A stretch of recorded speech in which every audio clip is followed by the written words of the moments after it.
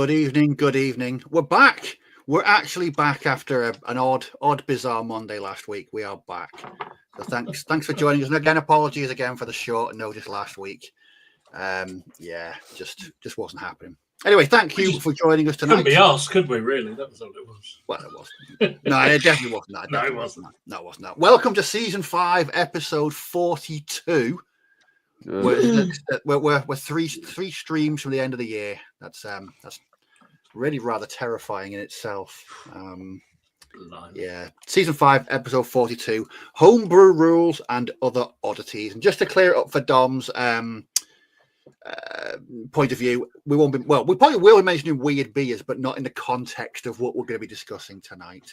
Oh, so confused. What was that baking? What with Winky? What? Winky Wonka? Yeah, something or other. I don't know. Whatever. It probably exists somewhere. It probably does. At least some bizarre pub in the middle of nowhere. Yes, tonight we're going to be talking about homebrew rules and other oddities, which was inspired a couple of weeks back by a question about timing in war games. So we're going to be getting to that later on in the podcast. First of all, how is everybody? How is everyone? Any interesting weather over the weekend?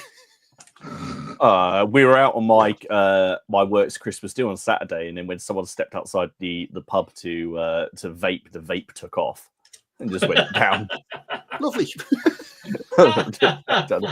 So it's a bit blowy. It's a bit blowy around here. Yeah, it's sort of just really. It's blowy, but it's also yeah. It was a bit horrific here. One of the fences blew down outside. So it's rock and roll. Better than it was last week. Everyone, it was just a nightmare all round. Yes. Yep, indeed. So don't forget, the Plastic Crack podcast is proudly sponsored by, if I can find the picture, here we go, Boards and Swords Hobbies. So when you're in the web store, use the code PCP5 when you're checking out, and you will get yourself a lovely additional 5% off your already discounted order. If you can't find something or you need to ask any questions, just pop in a message, and him or one of his staff will be happy to help you out and find the things that you're after. Nice. That's right. That sounded quite professional, didn't it? It did. Yeah, you've been practicing that all week, haven't you? Oh, I have. It stares in the mirror, and on top of the mirror, it just says shill. Shill. Speaking of which, big thank you to everyone that's watching on the catch up. Always appreciate that. Slick. And while you're there, do all the good stuff: the like, share, subscribe, comment, and all of that stuff. That I don't know. You get to a point where you feel you've got to say it. Does anyone actually take any notice of it, though? I think so. I think they do. I mean, yeah, I think so. I think the thing is, especially on the stream, you can sit there quite happily just sort of watching or sometimes participating and actually forget to hit the like button because you're just watching. For that matter. Yeah. Speaking of other channels, speaking of channels, a big shout out to Yorkshire Ken for using the word moist in his last video. Yes. I think that's the first time I've ever heard it outside of this podcast. So, well done, Ken. Well done, Ken. Brilliant. Right, let's see who's joined us, and for the usual Monday night weather updates from all around the globe.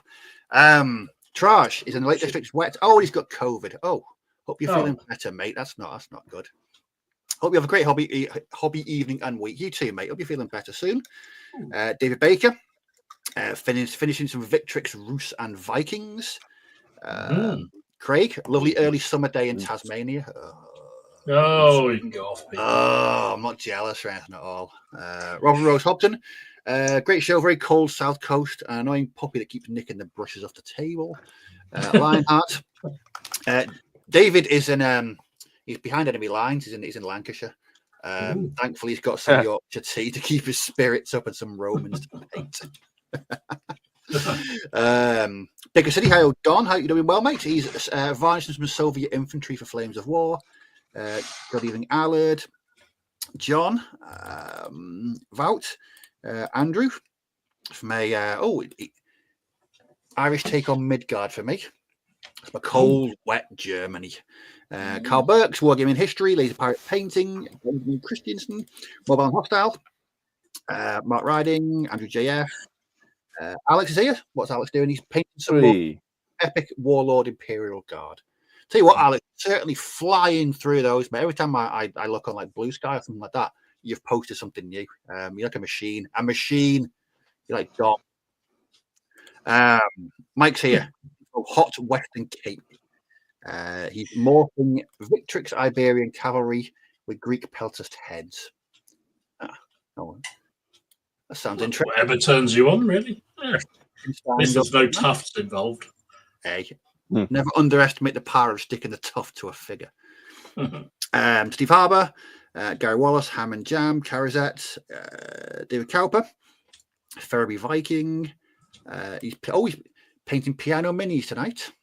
Nice. Carter Lambert, History and Dice, Philip, doing well. John Carter. The Invisible Spectator. Thank goodness you're back. Good evening to you all from the murk of soggy. Oh, that is. I want that to appear next time I'm watching a historical drama, and it flashes up a subtitle about where you are, and it's just the murk of soggy Kent. Nick Games, Pat Neal, Simon Stokes. Dan's here from Los Angeles. He's working on some dwarf long beards today. Friend of General Haig, hello Andy, from a wet and windy and frigidly cold Worcester. It's actually been warm here today. Warm, not cold Worcester at all. Mortzuk, hello Jonas, hope you're doing well. MB, Lynn from across the pond. David Kerr, Neil Oldham, Edward East, Andy, he's painting up some Norman infantry. Shell Shock Scenics, Major Clanger, hello from Huddersfield. Robin's here. Hello, Robin. How are you doing well, mate? Trev Hodgkins. Lynn's from a wet South Mississippi. That sounds particularly interesting. Old School FRP. Campbell Johnny, Rich M. Joseph Kanovitz, Dutch Army Painter. Paul's Paint Shed. What's Mercia doing today? It's a windswept and I think you mean is that sodden Mercia? I hope it's sodden. Yeah, Sidden just sounds. Yeah, it just sounds weird. It does. Shea Cousins Bruce, hello James, Double Dip, Dermot Connolly, Bodmin, Osmozy, and Joseph. Good evening from Slovakia. Hey, yeah. I don't think Slovakia. We need to get that map back out. I need to find a better map actually with more detail on it. So I will try. Maybe we should buy like an actual map and just stick pins in it, and you could stick it on a pinboard behind you. That's a good idea. Yeah, one of those things where you pull off the foil and it tells you when you've been to a certain country. That's a good idea. I might look at that. Can I expense it on the PCP expense account? I was going to say, could you claim that back as like a tax write-off or something? I'm sure we can. I'm sure we could. I'm sure we can. We'll speak to the HR department about that. Talk to them. Yeah, fine. Yes. Yeah. So, what have we been up to? Dom, you said you didn't have a lot. You've been gallivanting, haven't you? I've only painted 2 armies this week. I haven't been around this week, so I can't paint 2 armies. So I just painted 3 units. How about that? No, I'm serious. Well, sort of, semi. So no, I was away last week, so I was in Gibraltar. Which anyone been to Gibraltar? It's fascinating place. No, really but I want to go now. I enjoyed all the photos and the monkeys. Yeah. The monkeys. I like the mortar. It was the mortar. Yeah, the mortar was just superb, absolutely superb. So for those who didn't see the picture, they literally just dug sort of drilled a hole into the rock. And thought it was a good idea to just put gunpowder in that and drop a rock in it and then fire that out, and that would be an improvised mortar. Unfortunately, it never actually reached outside the city walls, so all they did was knock down a building from inside. Was it Robin's ancestors? Is it called Lux? Yeah, fascinating place. I can certainly recommend. You only need about 3 or 4 days there, unless you're really hardened to it. But it was great fun. Really enjoyed it. So, anyway, so yes, before I went away, I did finish off some more Confederate skirmishers. So these were some of the more figures I bought at Warfare. So yeah, there you go. Oh, nice. The Blessed Perrys, of course. So Very nice. I shall use them as either sharpshooters or dismounted cavalry. We shall see. Another group of them there.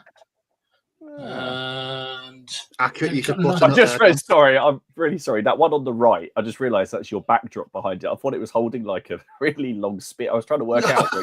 Oh, I see. It's just the way. It's just the way he's there. It's like the sharpshooter's waving a massive flag. It does look like it could be. Sorry, it? Yeah. No, you're right. You're right. Yeah.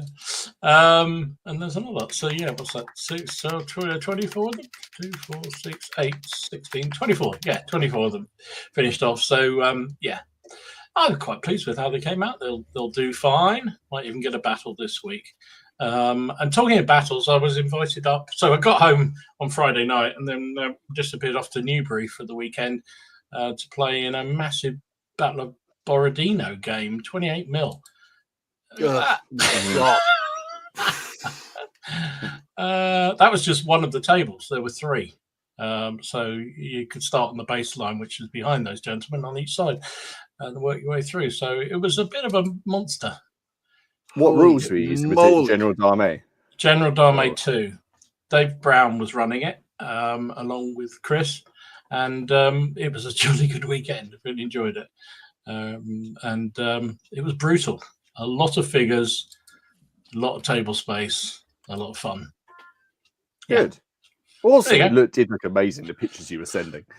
It was quite something. I have to say, this guy had a collection that he makes mine look amateurish, is all I can say. And I will do a video, and if you're interested, follow, like, and all that good stuff, and you'll see it go up when I put it up there, when I finally edited it. So there you go. Yeah, that's what I've been up to. And tonight I am working on some more Romano Brits. So I'm sticking shield transfers on. Is there anything least... I mean, I love the effect of a shield transfer once it's done, but it's just so dull, isn't it? Just are you using is it water slide or little big man? They're the little big man ones. They're easy to put on. Yeah, I love them. They're great, but it's just the cutting round and sticking down and then improve. Anyway, and I can always be relied on to choose the wrong size decal for the shield, especially every time ones, and then it's they got the paints and the washes and fix it. Although I said the other week, I really like that part. I like fixing my mistakes. It's I find them really straightforward. Like it takes no time at all. I don't know why. I don't find it that tedious. I find getting the shield ready for the transfer tedious, because if you're going to do it, so you base coat it. I always paint the metal parts first before I put the transfer on, and then they need a wash, and then of course that dulls down the white or whatever you've used for an undercoat, so bits of that need brightening back up. Then I paint the reverse of the shield, which is usually just wildwood. It's just wildwood done. Unless you get one of those annoying Victrix figures that's doing this, and then you can see the underside of the shield. And then they do the other bit, and I just snip round them really quickly. But they are getting better. The newer ones, which are one piece, like the Arthurian ones, compared to the older Roman ones. Oh god, they're in 2 halves. I've got the ones for the hardest ones were the elephant ones. The elephant ones, Victrix. They nearly where you were putting it over, like the little squares just to go inside the howdah on the back. That nearly ended me. I think they go on really well, and as you say, you cut them off, they're dead simple to stick. It's just I'll just get, and then I'm doing 24 or whatever I'm doing here, and it's just like I did see, because I used to try and cut them really close to the design, and then I thought sat there and thought about it, but it's clear. So now I just cut them vaguely close and just fold it over, because the paint holds it down and you can't see it. So my circles are normally octagons when I I always find that's the thing though, because when you're trying to cut it really close, that's when you bugger up. You snip off part of the design and you put it on the shield, and you're like, "Where's the mud?" Yes. Reach for the mud. The mistake eraser. You mean? Nah, for me it's washes that hides the inevitable white ring around the edge because I've chosen the wrong size shield. But no, I do. I remember the first time I tried to. The first time I used was on those Romano British, and I was like, "What's going on here?" What?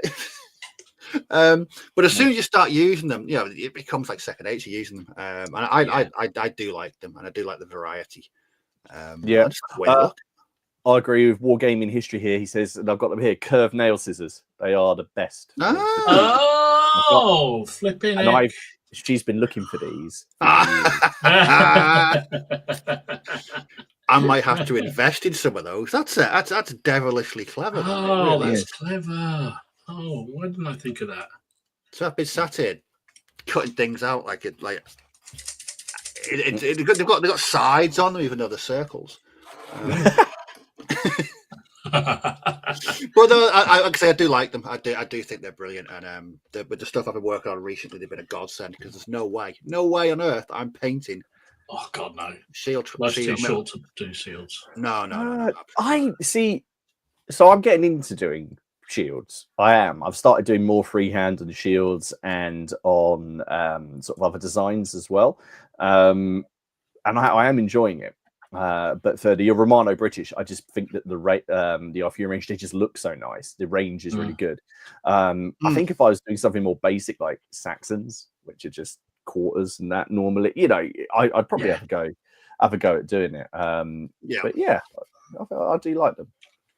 I do like them. Yeah. Oh, yeah. I like them. Brilliant. So, Martin, what have you been up to over the past week? I have had a very busy week, both at work and at home with children and wargaming and other things as well. So the first thing you probably see, which I was going to put in the news section, but I spent a lot of the week finalising the next Ragged Staff miniature, which is always terrifying when you're doing it sort of in the last bit of it, because they're like, is this bit all right? Is this bit all right? Because once it's done, it's basically done, and then that'll be where someone goes, you're missing this, which is what happened to one of the other ones. They're like, how's he getting in the armor? And there was no class because I spent so long focusing on everything else. And the first comment was, where's the class? So that upset me. No, so I got that, but I'll pop that in the news. Bloody class counters. I know. I got called. I got my last video. I got accused of having a woke agenda in my last video.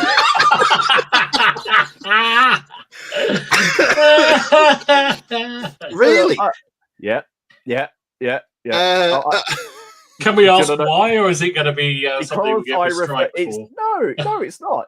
What do you think it was? Go on. What do you think it was? My last video was my review of the Once and Future King book. What do you think? Was it about Guinevere or someone like that? No, Steve. I wouldn't even like to guess. So I got accused of having a woke agenda because I said in the video, because I kept on saying either early medieval or dark ages, and I basically halfway through the video go, I'm just going to call it dark ages to make my life easier, and I got a comment saying how it's the dark ages, and by saying it was early medieval was trying to insert woke into history. Oh, flipping heck. I was so confused. I was like, I love it that I get accused of that. All these other people get accused of like all sorts, and then I got, just by naming something by its current period, I got accused of trying to insert a woke agenda. I was like, I wasn't expecting that.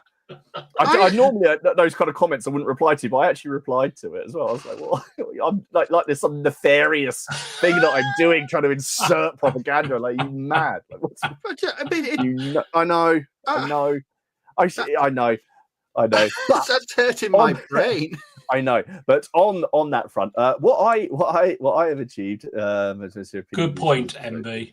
Very good point. I love painting livery. In fact, I'm currently painting French 15th century French for one of my ruckus war bands, and I have been researching French livery and heraldry. And do you know what's really annoying is they don't really have it. They generally just have white crosses, and then their leader has something ridiculously flamboyant. Which I know kind of sounds like I'm being like, stereotypical and things like that, but they do. There's lots of seashells, a lot of seashells in French heraldry up to the 15th century. So I've got Can we just pause and applaud Robin here with us? Whoa, did you? Oh God, maybe it was the same person. My woad was too blue. Yes, I remember that. So now what have I been working on? So I've also been working on my Romano British, prepping the sort of field for Midgard and for Once and Future King. So the first thing I did at Warfare, I picked up a I don't really know how to say this without being rude. A somewhat painted unit of cavalry. Don was there, and I was kind of had some money at the end. I was like, oh, I'll just pick those up. They're essentially base coated, but the shields were a bit ropey, and they needed a bit of love. They needed upscaling a bit, basically. So over the last couple of weeks, just as I've been painting, I've been doing that. So I finished those. So there they are now. Oh, nice. Good job. They look good now. I think they're gripping beast. I'm not sure. I don't know if they're gripping beast or foundry. The horses make me think they're foundry because they're a little bit diddy. But the thing, anyway, I've really enjoyed doing those. So I've got those together. So I've finished basing and creating the sabbats for all of my current Arthurians that I have, which is now ready for Midgard and for Hail Caesar. I'm got a video coming out tomorrow, which kind of goes through it all and how I'm basically doing, using it to cover both. Sort of what my plan is. So I've got basically a 200 point Arthurian army there, so which I thought would be good for a starter sort of game to get used to Midgard and learn what it's all about. And then sort of build up. But I've been really pleased doing these. And I have actually done a bunch of other stuff, but I want to finish these French before I show those off. I don't know why. Like sometimes when you're halfway through a unit and you're like, well, I'm not going to show those off because the unit's not done. But even though I've painted them, but I've got a whole, if I can get these actually, I've got a whole Ruckus warband done here, which is all based on the Calais Garrison livery. I had a little bit of an accident and I dropped my tape measure on them. But I didn't lose my shit. I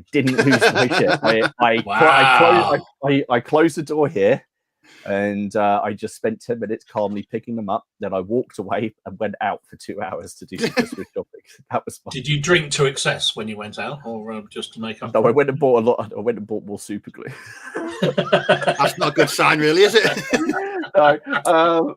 So yeah, that's it. But no, a lot of the week was taken up with painting the Ragged Staff mini and getting things ready and answering lots of questions. And it's busy because people are ordering for Christmas, I assume. So there's been a lot of orders coming, which is good. So thank you. But yeah, that was my week. What about you, Steve? I've been. I just gone off again. Excuse me, my mouse has just turned itself off. What the bloody hell? Oh dear. No, it's having technical problems. It's just, I've got a wireless mouse and it gets on my pipe. It really does. I've been doing more Midgard stuff. So let's see what I start off with. So I bought a more Victrix. I bought some of the Dark Age archers for some skirmishes. So I completed the first base of those. Cool. Like You've avoided right. Have you? So there's one pose in there in that pack, which it looks like the guy's breakdancing with a bow and arrow. You haven't got him on that base. Do you know the one I mean? He's kind of like crouched with his, like he looks like he's on Strictly or something. He's got like his leg is in some kind of impossible position. I think I know which one you mean. They're very nice, very nice. Very good. But bizarrely, it took me longer to paint those than it did 5 Vikings because there's no chainmail on. Chainmail is great because it's just so much of it, and you don't have to spend much time on it. But they were really really fun to put together, and the fence was a last minute thing. Just made out of balsa wood and a kebab skewer. And then popped a fence on it. Then I completed. When was this? It must have been Thursday. My third unit of Vikings. So that's them there. Oh, I do like those. Nicely done. Cool. Again with the old little big man studio decals because I'm not painting anything even resembling that. Otherwise, only a madman does. I would be very sweary. But that's 3 units completed so far. So there they are in one big. Cool. Yeah, but that's what I was part of my video tomorrow is just saying that's 3 units or one standard unit in Hail Caesar and one small unit in Hail Caesar or one large unit in Hail Caesar. Yep. So this is my Which point of my is easy. video. It's just about if you like building up the blocks and how quickly you can really do it. Because a large unit of Vikings in Hail Caesar is a ridiculous prospect of fighting against. It's like I think they'll roll something like 15 dice, re-rolling all hits or misses. Sorry, not re-rolling all hits. So that's where I'm at with my Vikings. So Love I've just started Nice. my second hero unit, but I've also started work on my 10mm Midgard army as well. So I'm doing a 10mm orc and goblin. You're using the rock miniatures. Yes, quality, excellent. Because I've had them for a year and done absolutely sod all with them. I had a similar thought because I still very would much like to do a Tolkien one, but Wargames Atlantic have got that 10mm orc army coming out at some point. So I'm kind of holding on to see what they're like. I'm thinking of getting the Wargames Atlantic Samurai. I was joking. Okay, I'm making like a fantasy samurai for Midgard at 10mm. So many possibilities. So many possibilities. What's broken inside you that makes you want to do that? Well, he used to be a sane man, and now look at him. I mean, the Midgard or the 10mm I'm using. So the frontage I'm actually using is 4 centimeters. They're all mounted on 4x2 bases, 2 strips of base. And the great thing is, I said this to my mate before, an entire army fits in a box that size. It's quite convenient. Yeah, that's really cool. My entire 6mm army filled in a waste paper bin, less bigger than that when I when I was. It is easy to be looking at other scales. Dom, you're not interested in 10mm? Nope. 10mm. Is that conclusive enough? Nope, not interested. Thank you. So 10mm orcs and goblins won't be on your. I know how it's going to go. I'm going to be interested in it. I'm going to think about it, and then it'll end up being 28. So I'm just going through the motions. We all know what's going to happen. I just like the idea of a little smaller playing area with a 10mm. Those rock minis do look really nice, though.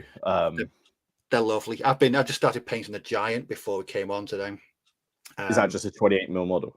It's just a 28mm model. Well, slightly bigger than 28 actually, but it's dead nice. And I've got individual war bosses to paint. I've got strips of heavy infantry, normal infantry. I've got some goblin skirmishers.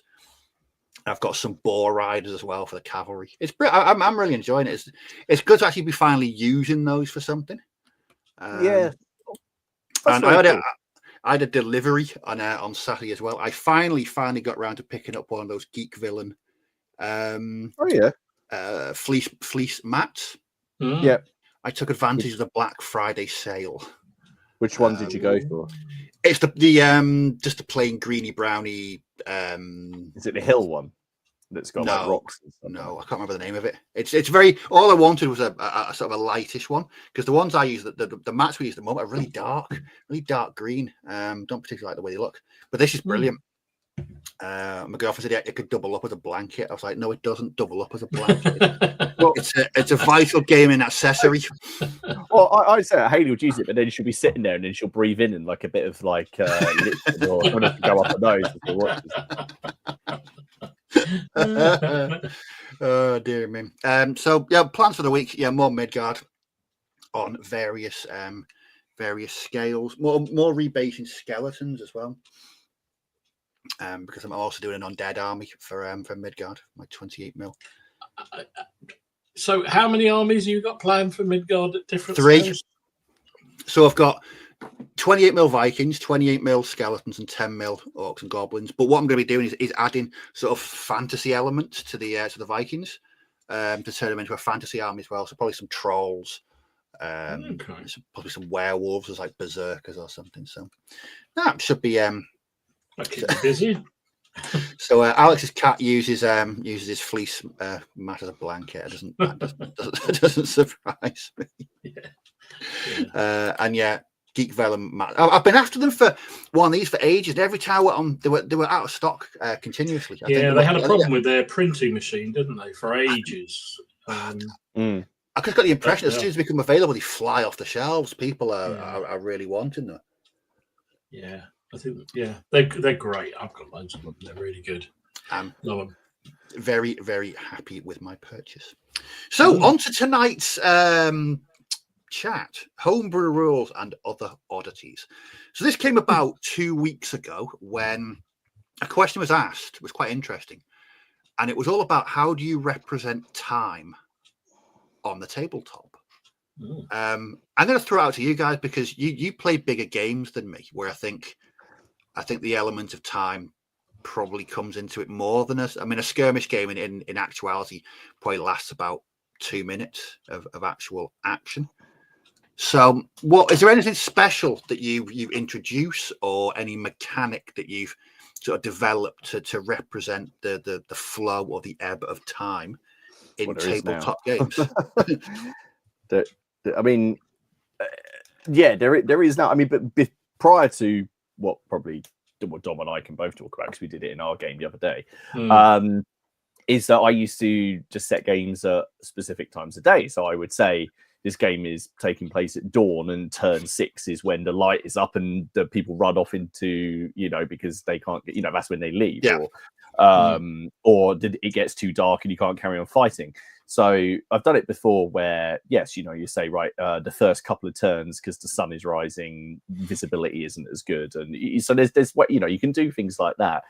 The way it's been done in certainly some skirmish games, a bit like 0 to 100 hours obviously has a timer. That has a built-in timer. When you draw out 3 of those tokens, it's the end of a turn. And or there's a tiffin card, that kind of thing. The way that we played it in the last game, so the War of the Roses game that I played around Dom's, the one that I played back on the channel with the St Albans game, and for the Gigovia game at CrackCon, is we had a timer that we roll for at the end of each turn, and it gives you variable turn length, but you can also tie in events to time. So the way it works, and I think when I played Dom is probably the most refined it's been. Believe it, the CrackCon one was the test, and essentially we just said, right, so the battle's going to last until 120. That doesn't necessarily mean 120 minutes, but it just means blanket number, whatever. And then we said reinforcements arrive at 30 and 120. You could do other things like events and things that change. And then at the end of each turn, not each turn is an overall, but my turn 1, Dom's turn 1, you would roll to see how far along the clock would move. And we said as a normal roll would be 2d6.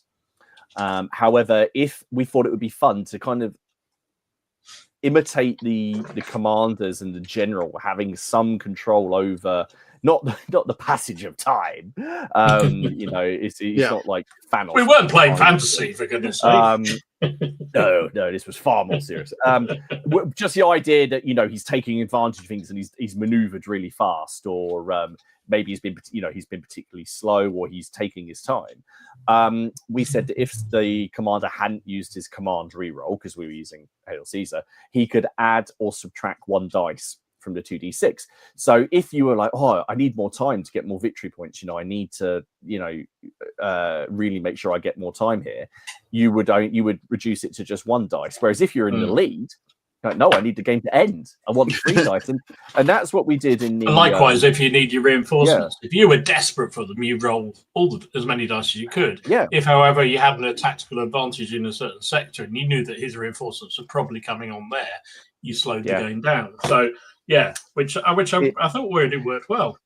It added tension because we didn't. I think it ended up being 9, 10 turns, something in that order. It was. Or one. You got one more turn than me. You got one more turn than me, didn't you?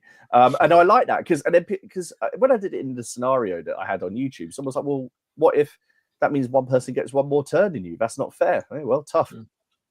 You should have done better.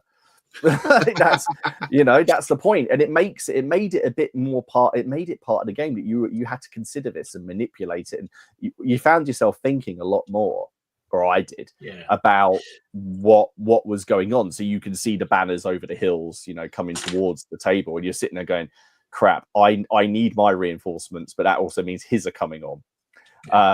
Or if you know, so it was really good fun. And in the Gregovia game at CrackCon, you know, we used it to manipulate what the armies were doing. So in the first half, where the Romans were going up the hill to attack the palisade, they were slowing time down, or they were slowing time down, but they were rolling less dice because they wanted the clock to move slower.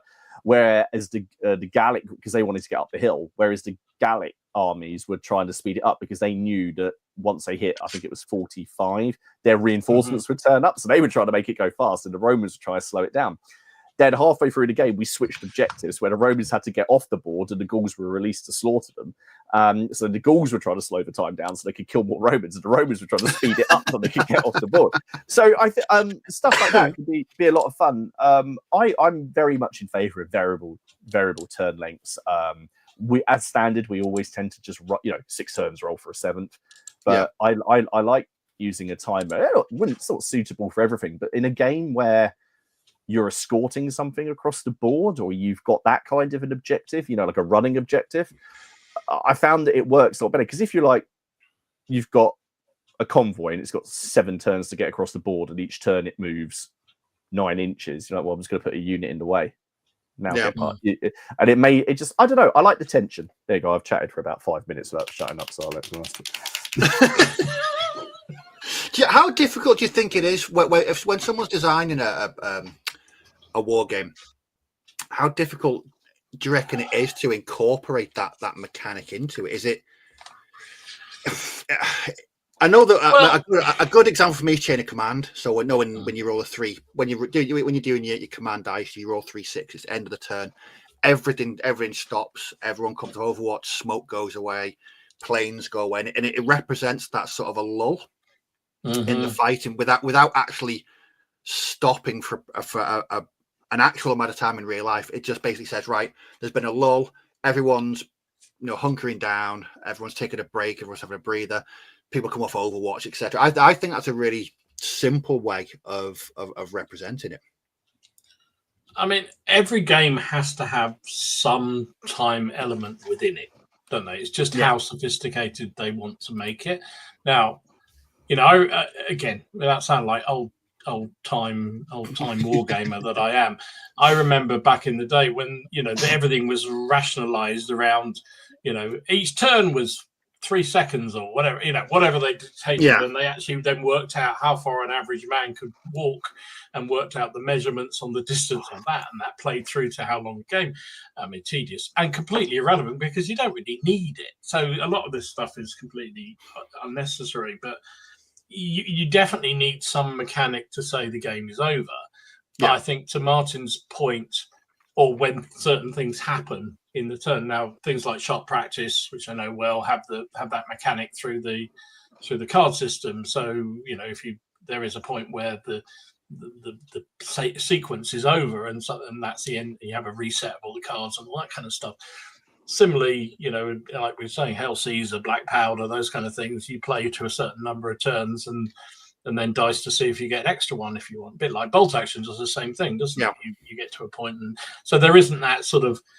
I think what you need to try and avoid, which worked well with Martin and I's game and also with the CrackCon game, was that sort of last ditch, last turn. Oh, time's up. I'm going to go rushing to grab all the objectives at the end to show I've won. Because you didn't know in most cases with that sort of system, because there's still the variability of rolling a dice, and we know how variable that can be sometimes. So you think, oh, I really need a under 6 here, and you roll a 12, and oh shit, I've just finished the game. So I think kind of you need something in there. I'm trying to think. You have different mechanisms. I think every decent scenario game should have some kind of time setup. So on turn 5, you have the availability of reinforcements coming, right? But you need to roll a 1 or a 2 on a 6-sided dice. The turn after, if you haven't got them, you're a 1 2 3, and it comes on, and it gives that little bit of difference to it. I mean, it doesn't necessarily work for competition games, I know, but if you're playing a fun game or a scenario game, I think that sort of approach works quite well to me. I like it. I think it gives you that little uncertainty.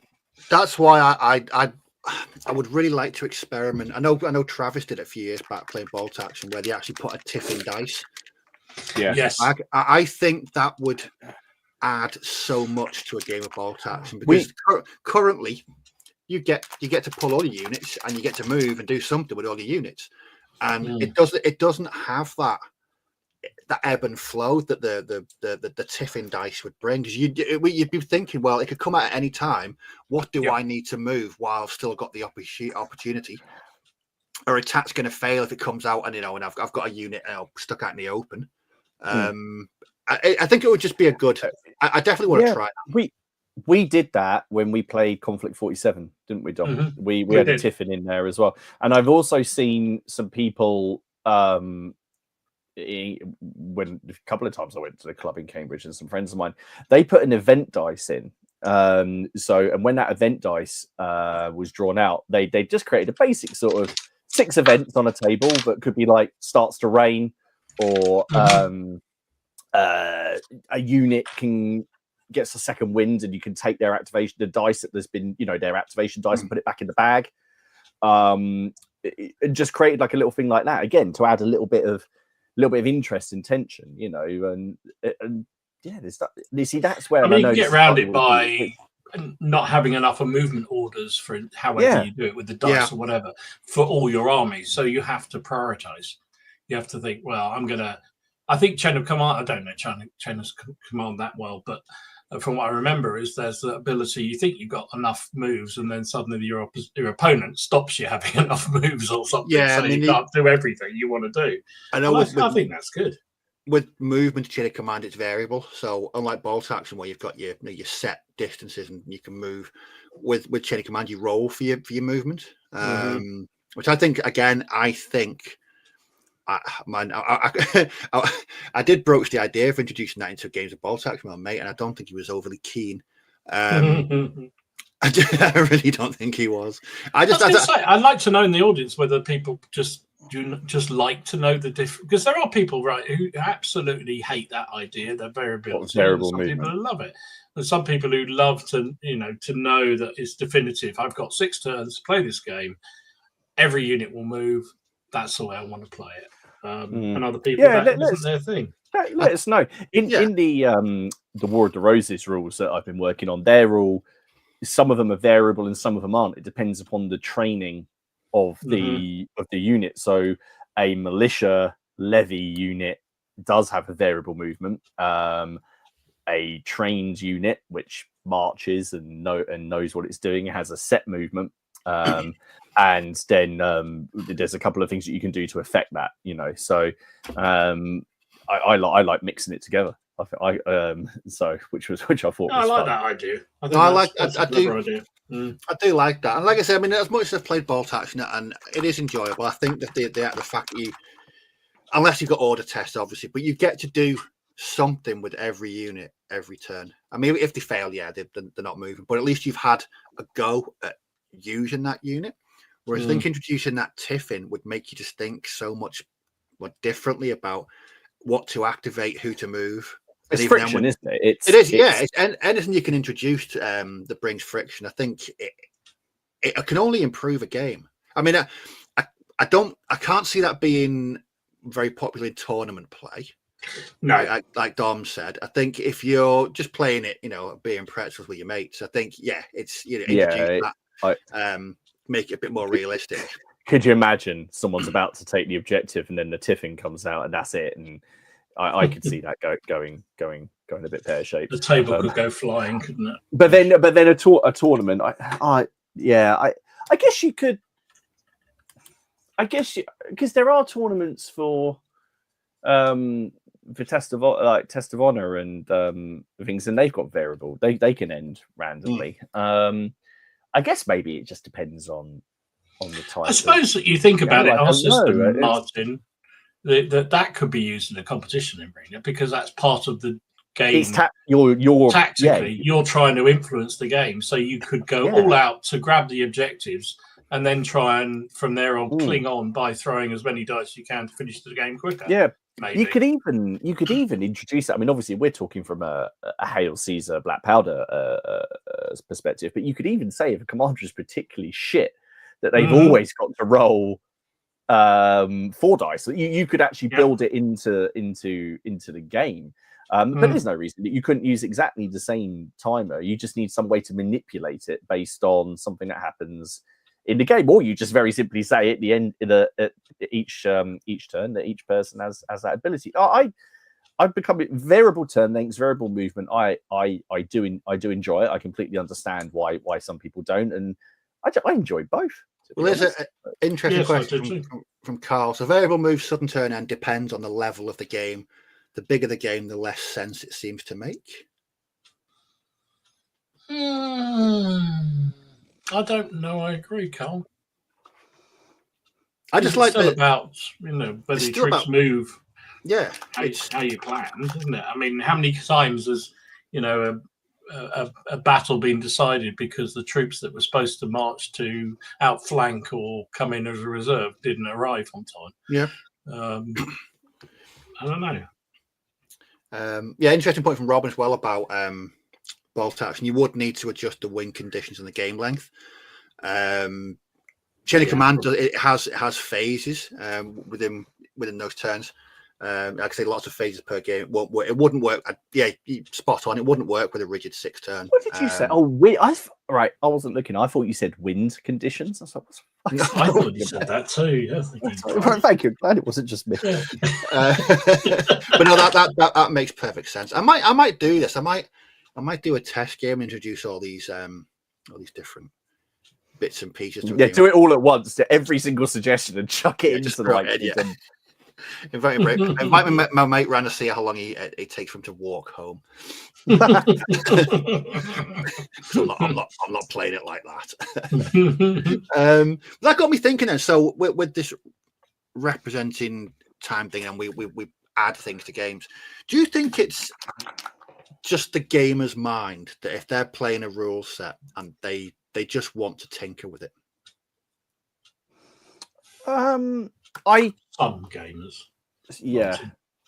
I think it comes from the background in RPGs where you make up so much and you discarded rules you didn't like very easily, or you homebrewed rules, or like when someone did a particularly good bit of role playing or they did something cool, you would like give them we still do this. We give them a poker chip, and at the end of the game, they can either cash it in for a bit of extra experience, or in the game they can use it for a reroll. It was just a way of adding a bit of fun, and we did it in the Gagovia game where, well, the idea was that these kind of things would be dished out by the general, but they all rolled so poorly on the event table that it only happened like once. I think as people go on. Yes, there is. I think people are perfectly happy not to, and I can completely understand why. Some people like a rule set the way it is and don't want to deviate from it, and they're happy. But I think if you see something and you don't like it, and as long as your opponent agrees, there's no reason you have to play it that way. And also, if you say, well, don't you think it would be better if we shoot? Well, for example, I know Nick, who ran his ACW game, who lives here in Bury, in Black Powder, in his ACW, they shoot then move. So they do the shooting phase, then the movement phase. Right. So they'll shoot, charge, and then you can have hand take. They just felt at the time. I think the game flowed better, and that's how they ran the game at CrackCon. And a couple of the guys, Millard, like for example, came down and just said to me, it completely changed the dynamic of the game. But if everyone agrees to it, then why not give it a go? If you don't like it, then just don't do it again. See if things work. But then obviously that relies on you having enough games to sort of do that. Yeah, and it does rely very much on the people you play with having a like-minded agreement that they're not happy with how it works. But I mean, I'm happy to tinker around the edges of games. Things like Black Powder, which game I play a lot of. There's nothing in the rules to say you can't move 3 times and then fire. Now, we always play it. You can only move 2 in fire because it just seems stupid. You go launching across the table 36 inches and then blast a full volley at somebody. It just seems all wrong. Or 18 inches or whatever it is. So, you know, those little modifications. But generally, I don't like tinkering too much with rules, certainly until you played a lot of them. Because I think you can completely... I mean, for instance, we were talking about Midgard a lot, and I played my second game, and there were a couple of things I wasn't very happy with, and I was talking with James about it, and he was saying, well, you could change this, and I think, well, do I really want to change it that early in? Second game, don't know. But so you can do, but I think you have to play them a few times because it can just be happenstance, right? You know, the dice just rolls badly for you, or really well for your opponent, or an odd system comes up where variables go a bit haywire, and you have to try it out a few times, make sure that's what it is. Well, that's a good point, and that's the whole point. If you know the game system, and because inevitably, which is just common sense, when you change one thing, you're going to affect something else. I had a conversation with, I think it's someone at your club, Dom, who basically said in Hail Caesar they didn't like it. Well, didn't like it, but they just felt that the units had too much stamina, too much staying power. So they reduced it to 3 stamina, which is what it is in Black Powder and Pike and Shot. But the problem is the way that the morale system is set up and the way that the hand-to-hand combat is set up is for those bigger staminas, because otherwise the game's one hand-to-hand combat and you'll chop your way through the whole army. It had this big knock-on effect. I know people still really like, which is bizarre to me because I know people moan about it all the time in Black Powder, the disorder, when you roll a 6 and it disorders someone. That's never particularly bothered me. No. But it seems to bother people less than the Hail Caesar. You roll a 6 and they take a break test and there's a chance of them running, which I prefer. Oh, I know. Paul hates that. I play with regularly. God, he hates that rule. I love it. I love it. You might run away from one volley of arrows. I'll say it's double one. It's double one, or they drift a bit to the left, or they drift a bit to the right. So I know a lot of people actually play 6 they're disordered, which I think is more debilitating. So I think you're right. In Black Powder, it certainly is. But it's just but obviously these are very general games, and there's other sets as well. I mean, Steve, is there anything in bolt action at all that you don't like? That you in second edition we took out Tiger Fear. It was awful. I can't. You have to remind me because it's where everyone thinks every tank they come across is a tiger. That's okay. So it affects their morale basically. It means they're harder to activate, harder to do things. The one that we only ever used it in one game, and I found it ridiculous, was Turret Jam. Oh, that one is so. I used to always.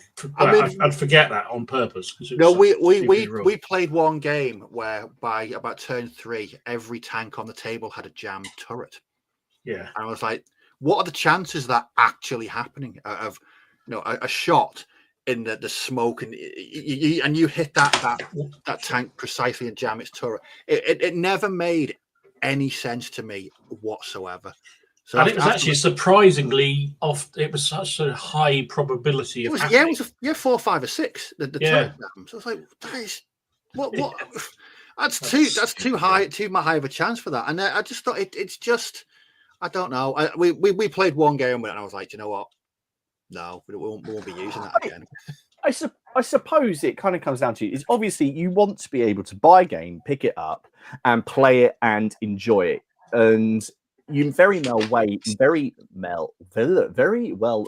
pick up a game and go, there's a couple of things in here that I'm not too sure about, but I'll keep on playing it. I kind of feel like if you're picking up a rule set and you're already thinking about how you're going to change everything after game 1, then it's probably not doing it for you. You should be able to still pick up a game and play it at its base form and still enjoy it. Like I'm happy to play Hail Caesar and Black Powder and other games as well that I've done tweaks to, like Dead Man's Hand and Ducks and other things, and still enjoy myself, because I might be playing someone who isn't used to their homebrew. And that's the other thing, if you're making homebrew and house rules, you need to make sure that your opponent's on board with it, and not just kind of browbeat them into, oh yeah, by the way, we do this thing, it's really, really good. Oh, makes you don't know, play it like that. That's a stupid idea. We do it like this. Yeah. See, I think, but I mean, going back to that that turret jam, removing that has virtually no impact on the core mechanics of the game. It's just one rule that comes up in a certain situation when a tank fires at a tank or a bazooka fires or what have you. It's not breaking them. Someone's not gonna refuse to play a game just because. Well, I'd like to think they wouldn't refuse to play a game of ball action because we don't play turret jam. It's so. I think you're right, though. You do have to think through the unintended consequences of what fiddled around with, because some things like that I think are comparatively minor in their effect. Sometimes you do with rules, 3 moves. You could neuter someone's special rule. You could have a tank ace who's like, oh, he never gets the turret jam result. Yeah. Like, well, we just neutered that. So we need to give him something else. Yeah. I mean, I like it. I mean, for me, I've worked on quite a lot of additional house rules for Space Weirdos, because Space Weirdos, as I've mentioned before, it's house. Oh, sorry. I thought they're doing the bingo with your. Oh, right, okay. It's the rules are the rules, right? And I'm not going to say they're basic because they're not, but there's nothing. They just give you the rules, and I think it's a great core to work with. So I've introduced a rule. It's a bit like Necromunda. So if someone gets shot and they're stood next to a drop, they got a test. If they fail, they fall off it, and they take a D8 strength hit on the way down. Depending on the height they fall is the dice type that they take the hit with. I just think it adds a bit of dynamism. That because I play Space Weirdos on like multi-level and you're running around on different platforms, it's good that people have that thing. They can fall off when they get shot. And again, it's just something simple like that. You out of the game. It's not a game breaker. In fact, I think it makes it better. I also developed some really simple homebrew rules for Space Weirdos where it's rather than having a war band, it's one man or one player, one miniature by itself, and you have like 6 or 7 on the board, and it's a game show. It's being filmed, and you put random crates around the playing area. You start off with no weapons whatsoever, and the object is to wipe out. Be like the last man standing. You made it battle royale. Essentially, yes. Or it's Running Man. Yeah. So these the crates, when you get to it, when you open it, you randomly dice to see what's in that crate. It could be a big super uber machine gun. It could be a knife. Something like that. So again, it's just using the core rules and turn it into a radically different game, but with the same combat and movement mechanics. It was good, and I'm really, really tempted. I want to try and develop Space Weirdos, but for like 1920s, 30s gangsters. I call it like bootleg weirdos or something, and just change the weapons from like sci-fi weapons to shotguns or Tommy guns, revolvers. Yeah, you got all the figures that Great Escape make. Chicago way. Yeah, so I think that would be that's very, very early on. I've only been throwing that around for the past couple of months. I've not actually written anything down, but I've had a few things. But again, it's something simple like Space Weirdos where the rules are very, very easy to add things to. I mean, the game, it's one of those. It's just a fun game when you play it. So I think any additions or anything homebrew isn't going to break it. In fact, I think it's going to make it even more fun. So I'm looking forward to trying those out. I do. This used to be. I used to really experiment on my RPG players when I was DMing. So I don't know if you. How much experience you guys? I know, Steve, you've got quite a bit of experience with RPGs. Dom, you've done a little bit, haven't you? Back in the day, a bit Dungeons and Dragons, but I was probably about 12 years old, so 100 years ago. Mate. When I was learning D&D, one of the big things was that monsters could get critical hits on you, and then that got taken out in later editions and I was like, no, none of this shit. No, everything. So when we had these players, it's like, yeah, by the way, those goblin, that goblin, he has a chance of just lopping your head off, because we had these special critical hit tables where if someone got a critical hit on you, you didn't roll double damage. You just rolled on this massive table to see what happened, and it was entirely possible that your head would go spinning off. I did lose a couple of players, like genuinely, as in they didn't come back. They were like, nah, we're off. When like you see, viewers, where this evil streak of Martin just saying. Oh, you say that. I in the news section, I've got something awesome for people who are playing Rangers of Shadow Deep or D&D, and they're looking for familiars, because I don't like animal companions and familiars. I think I finally found something that I can cope with. So, oh jeez, are there any rule sets that you just wouldn't touch? What you wouldn't fiddle around with in some way, or house rule? I think the only game we never did it with was X-Wing. We just didn't. We didn't need to. It sounds really strange, but we never had the urge to change anything from first edition X-Wing. It just worked. It was. I just didn't feel a need to. But I think I don't know. I would never hesitate to look at changing something if I genuinely felt that it was stopping my enjoyment and the enjoyment of my opponent. I'd never that wouldn't stop me. I'm trying to think if there's any game.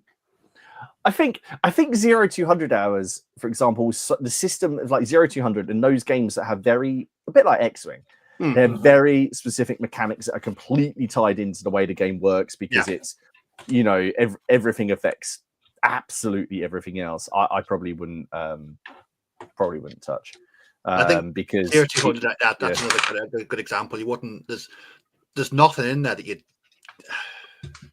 you could break it, couldn't you? I think if you went tinkering around it too much, you could actually break the overall. Well, I think it probably defeats the point of that game, because that game has a very, very set MO, doesn't it? You're sneaking about, you're doing this, and it's like, I've seen a couple of people remove things where they like, I want the Germans to be able to spot people easier, and you're like, well, they can mow them down. So usual people's tendency in that sort of thing to amend a rule is because they're particular bias towards that nation or that faction, isn't it? It's just or their preconception of they should be. It's like my Tiger 1 should be invincible, therefore I'm going to give it extra armor saves and all that kind of stuff. So I don't know, it's difficult. I think back in the day playing things like 7th edition WRG, we didn't muck around with them at all. But then there were so many loopholes and holes in the things that you could misinterpret that you could do it effectively anyway through gameplay. But also they were more of a competition set, so you wouldn't tend to fiddle around with them that much anyway. I know what I wouldn't fiddle with. Saga. I wouldn't touch Saga. That would break it very easily, wouldn't it? I think you fiddle too much with Saga. Yeah, that's a really good call. Yeah. Yeah. I think Saga's got its system down, and that's what makes it the game. It's very, very set. I saying, I think this unit should have one better armor or one bit, that's not so much. It's where if you're talking about mechanics of the game. Saga's one I wouldn't touch. Fiddling with unit profiles is something you do in every game. You should be like, this unit's fatigued from the battle beforehand, where it's doesn't act for the whatever, it's harder to activate or something. But I'd be interested to know if anyone has house ruled anything for Saga. But mechanics wise, not like we've made. You could have 3 Huskell units instead of 2 or something like that. Yeah. If there's anything mechanically, especially to do it, obviously, because it's all dice activation and that. It'd be very, very interesting to know. Well, the other one with Warhammer 40k Second Edition, I think the only change we made to that was we took out that event card, that virus outbreak. I remember that. I know that one. And for a really good reason. It's because if you played that on an arm that didn't have respirators, that was the game over, basically. Because by the time you got to the start of the game, there's a good chance that your opponent's army would be mostly removed from the tabletop. I remember the Warlord Seems like Open that Day might have been a talking to. problem. I remember talking to Andy Chambers about that, and he was like, "Yeah, that was that was a mistake." I wonder how many people cursed his name for introducing that into 40K.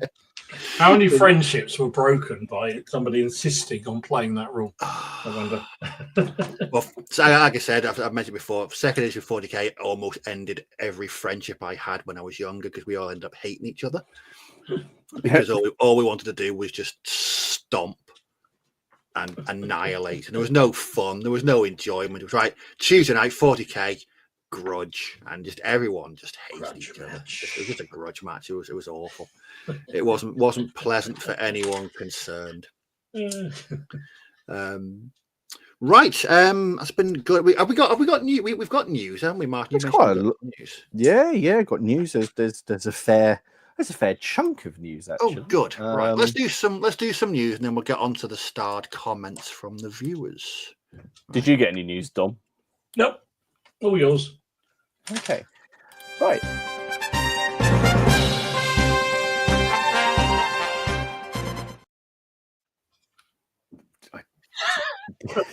Wasn't quite ready for it.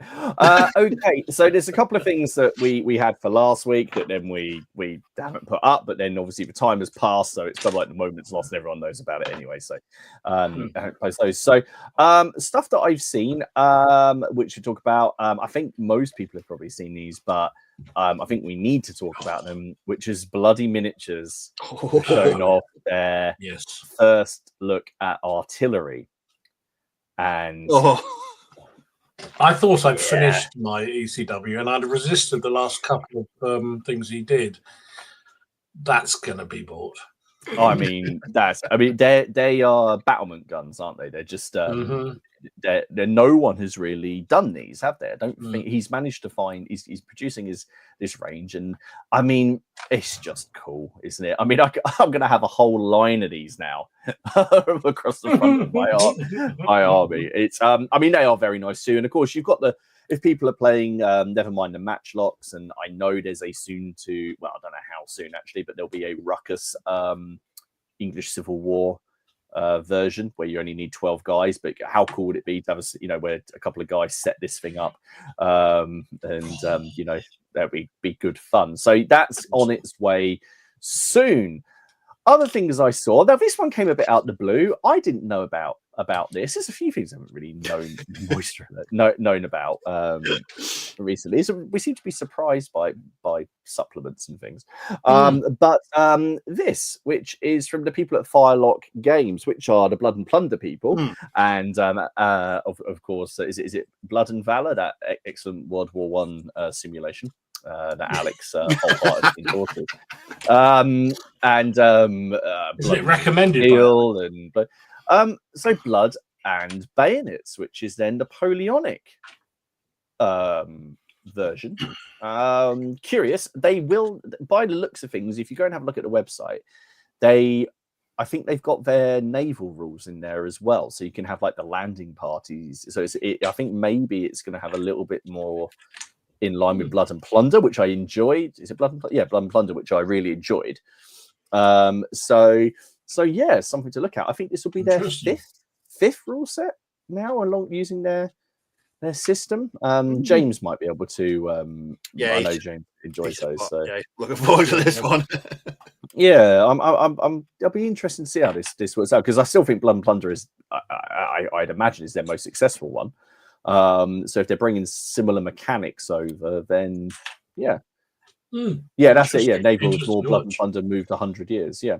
So, see, I'd be quite up for going. You've got we've got a galleon or whatever. You've got a ship of the line, and here's the crew, and it's a bit more Hornblower-esque. And you've got the men coming ashore, and it's the Marines fighting against a small French outpost on the night. Yeah, I could get behind that.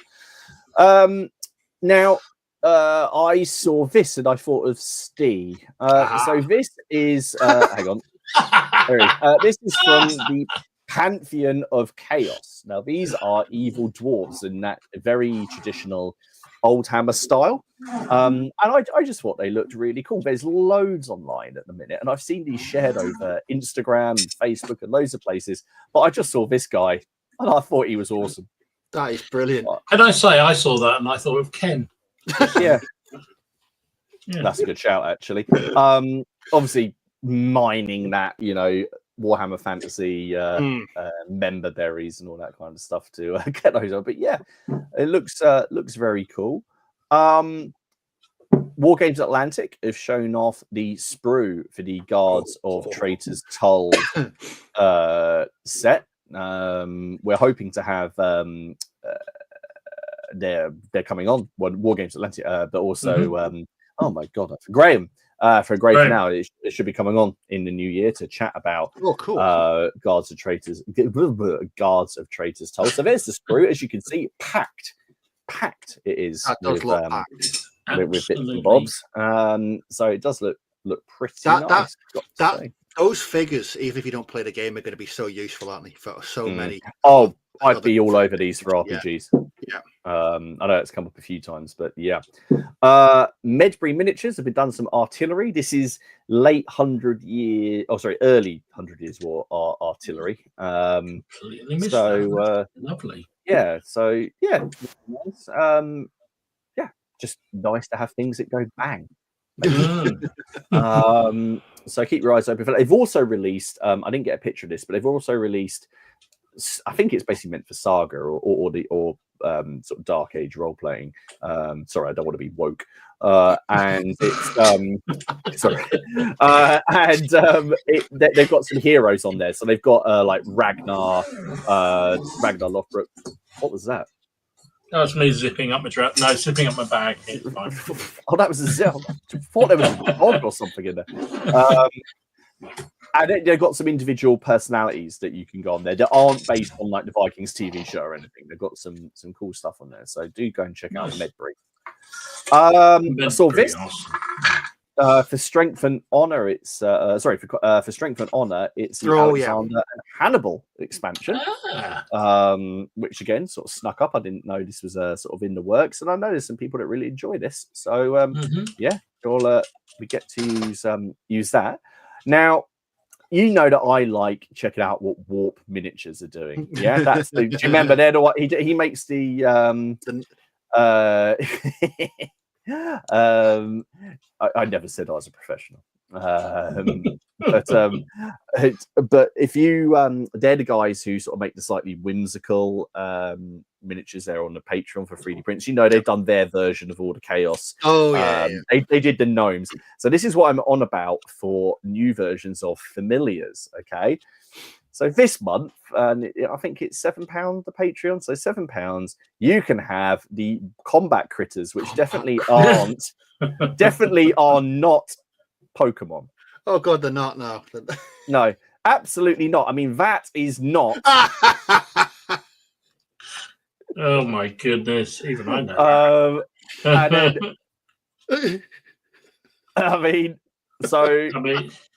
could you imagine in Rangers of Shadow Deep exchanging the scenario where you've got to go in and kill all the spiders, but exchanging them just for Pokemon? I mean, not Pokemon. Combat. I mean, yeah, you mean not Pokemon is actually completely legally distinct. But I think they're ace. I could get out. I mean, yeah. That looks like Pikachu after he's been to the Tiger Bar. He looks like he's on the toilet. I mean, yeah, that's what drinking Carl will do to you. Yeah, I know. I mean, as Alex says, cease and desist incoming, but I can see some fun scenarios coming out where these are getting get them before they're taken off the market. Brutalized, yeah. Get those files, and if anyone gets them, share them. I'm sure there could be a fun game of Space Weirdos where these things are being corralled around the board. And then yes, the other thing which is from me is I shared the yawn. Ragged Staff mini. Yeah. No, I'm doing it. So here we are. Here is the next one that I've got coming out. That's beautiful. Really nice. And this is the Veteran.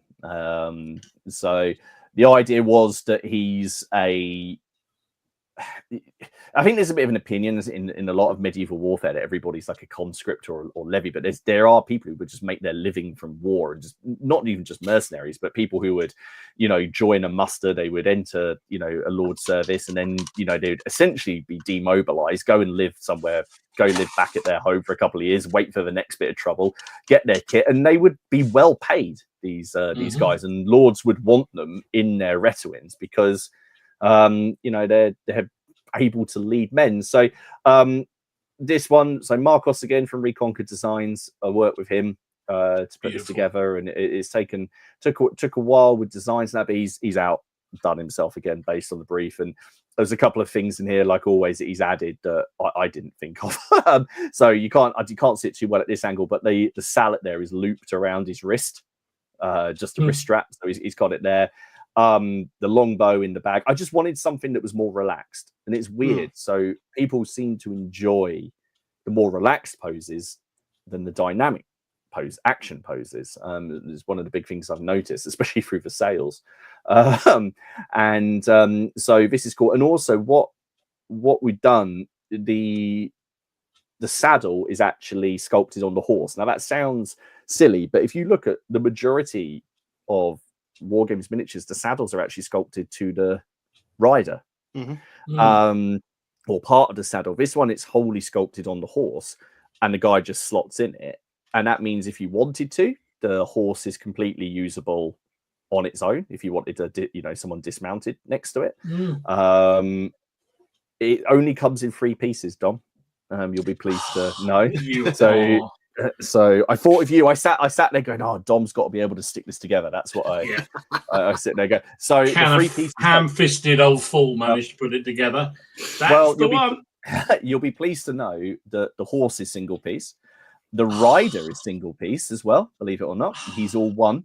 And the only extra piece is an arrow bag, which isn't actually in this photo, but the arrow bag can just be stuck, a bit like a saddlebag, can just be stuck on the side of the horse if you want to. That's it. Crikey. I take back most of what I say about you, Martin. Oh, thank you. You're still not getting one. Oh, bugger. It's all back on me. I liked the bit, when I showed it to Robin, I did like the bit of the compliment that came over, goes, "There's no neck join for the horse," which he said he's going to enjoy not having to smooth out, which was, was nice. So that will be available in January. I have had people ask for a 54mm version of it. I may consider it. I'll have to see.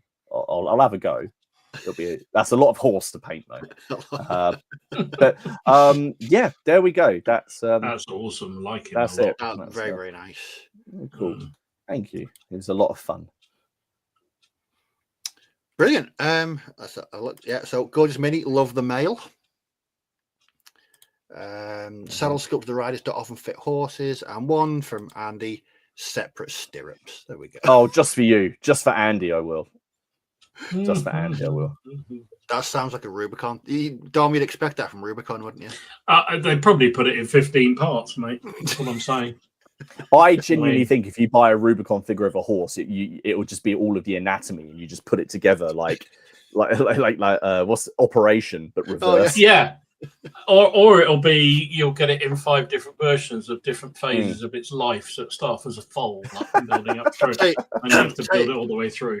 Seeing James's progress on his Vietnam project, the vehicles that he's been putting together from Rubicon look absolutely fantastic. They really do. I need to try another Rubicon kit after the Huey. I think I've conquered my fears of Rubicon kits after my. Nothing can be any harder than that, can it? Really? That's the most. Never say never. What am I saying? It's Rubicon. Yeah, that's the most difficult model, I think. I don't know whether I made it difficult, because in the end I made it very simple. I just chose the simple option, the simplest option. You have doors on the side, no guns, no nothing like that. So I did. You're doing Zulus. When are you going to buy that rocket from Empress? I'm not. I'm only doing Zulus. I'm not doing. I thought we'd established that I'm not after the brain breaking escapades that you went through trying to put that thing together. I don't think I'd like to visit that upon myself. So I think I'm going to avoid that. I'm just going to stick with painting Zulus if it's all the same. Just call me a coward. I think Dom should make one. I'll make one. I don't mind. It's fine. But I don't want to do Zulu Wars, thank you. I could do it for the Boer War, maybe. Did they use them there? I'm going to say no, just so you have to do that one. All right. No, I was going to do it for that and just say it was like I see. You know? I see. Yeah. Oh, yeah, probably. But you've said no now, so no, I'm not going to do it. So, right, let's have a look at some of the starred comments that people have left, all to do with house brew rules. So, old school FRP. In decades past, rules were expected to define timescale precisely, just like table scale and the ratio of figures to real-world unit frontage. That sounds like all kinds of pain. It used to be the first page when you went in the rule book. It would say how many, the figure scale, the men to figure scale, the foot scale, and the time scales. It was like the first thing, one of the first charts you ever got in the book. And it was completely irrelevant. Didn't matter at all. Yeah, I'm glad I don't have to view things like that these days. Lionheart, the only game my club have used time in a game, we used actual time when we were playing The Many Will Be Kings, playing a Rorke's Drift scenario, started at 6:30, played till 9:30 and kept recycling the Zulu units. We talked about that at CrackCon, didn't we? That you just keep, but like you said, each unit would then dice to see if it had a special trait or a special rule. Yeah. Just roll a d6, like 1 to 4, nothing. 5 or 6, it's got something, and you roll on a table would see whether it's like elite or stubborn or something like that. I mean, that happens in quite a few games, doesn't it? In Bolt Action, it does for or used to anyway. Green troops, green for some of the black powder troops. There's that kind of thing. You just don't know what you've got till they get into action. It's quite a fun scenario. I like that. I like the idea of that. I think the idea of recycling, because I always remember that scene in Zulu Dawn. The first time when they find the Zulu army and looking down that hill. Yeah. That is one of the most shit your pants scary scenes in any film ever, because I just think seeing that amount of warriors down that hill, and you think, I might be in trouble here. So I think not going to be a good day. No, it's brown trousers time essentially. But I think that would work quite well. Alex, so Peter Pig games have a countdown timer, which gives you a sense of urgency as it ticks down. Well, that's quite a good mechanic. That. Interesting, like that. Is there any other games that have countdown timers? I've always enjoyed, well, not necessarily a countdown timer, but a morale clock. So the clock, the morale goes, which I suppose is a little bit what Midgard has, right, Dom? It does. I mean, that's exactly what Midgard does, because it's about your reputation points, and when you run them out, that's it. It's the same as sharp practice has the same, isn't it? Once your army, I forgot what it's called now, but effectively once the army morale's gone, the game's over. You've lost, irrespective of the scenario or anything else. So I think it's a good system. I think you need something like that in a game to make it fun. Otherwise you kind of you're sort of wandering between, running around, nothing much is happening. I know that game I was playing this summer, that Core Space, that's got a great threat level. So each turn you put a little peg in the threat level, and the first gunshot of every turn raises you add another one to the threat level, and it builds up, and the higher threat, the more evil Gribblies are turning up. When there's a greater chance of more enemies turning up, so you've got a balance going further into the map to do your salvaging, knowing that it's going to be an awful lot easier to get into the ship than it is to get out, because the threat level is going to build. You're going to be facing more nasty things. I think it's a really simple way they've done it, but it works so well, and it does give you that that sense of definite threat and dread trying to get back out. Well, it's like a scenario, isn't it, where there's a big reward, but the big risk involved in doing it. You know, I could go for that objective, but the trouble is, if I do, I'm going to get surrounded quicker, so I need to get in and out quickly. So yeah, I think all those things are fun. Yeah, I mean, having played Core Space, if it didn't have that threat level, the game just wouldn't be as entertaining as it is. Because again, it's balancing. Because a lot of it is salvaging crates. They've got a really good loot, really good weapons, and you can take those on future missions or sell them. And you just think, there's going to be some good stuff, but it's all the way over there. Do I risk? You know, and then you got to decide what do I? If the threat's getting quite high, do you fire your gun to raise it even more? It's a really, really good mechanic. Well, from Dave, Altar of Freedom uses 1 hour is 1 turn. But each turn is a variable length, and the player with initiative has a degree of control as to how many units gets to move in each turn. Yeah, can see that working. Shell Shock Scenics. O group is all about the decision of command. I can definitely see that. Yeah, and that we haven't talked much about that sort of decision, but there's a lot of systems rule. A bit like that big game we were playing at the weekend of using General Dame. It was very interesting playing a game where it was multiplayers. There were 10 players each side, something like that, and each core was controlled by two players. And you rolled your ADC dice for your core, but then you had to share them out amongst your.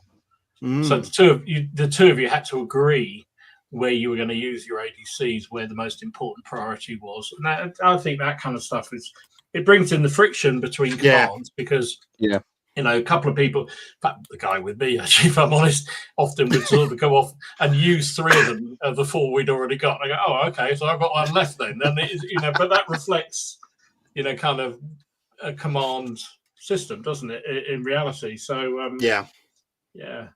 That sounds. I think that when you talk about friction, having that many players involved in the game, that's gonna bring friction in and of itself, isn't it? Oh, always. And you get that fun in games of there's limited reserves where they're going to go. Well, I need them because of this, but actually no, I need them because of that. And then the CNC has to make that decision about where to deploy its very limited resources. I think those sort of things in a big game. Particularly, it makes it really exciting for players. Also, quite frustrating at times as well, which is also fun. I bet.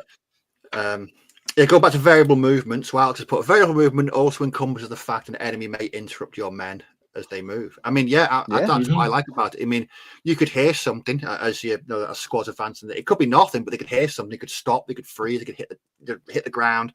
It's going to break up and make them potentially change their mind about what they're doing.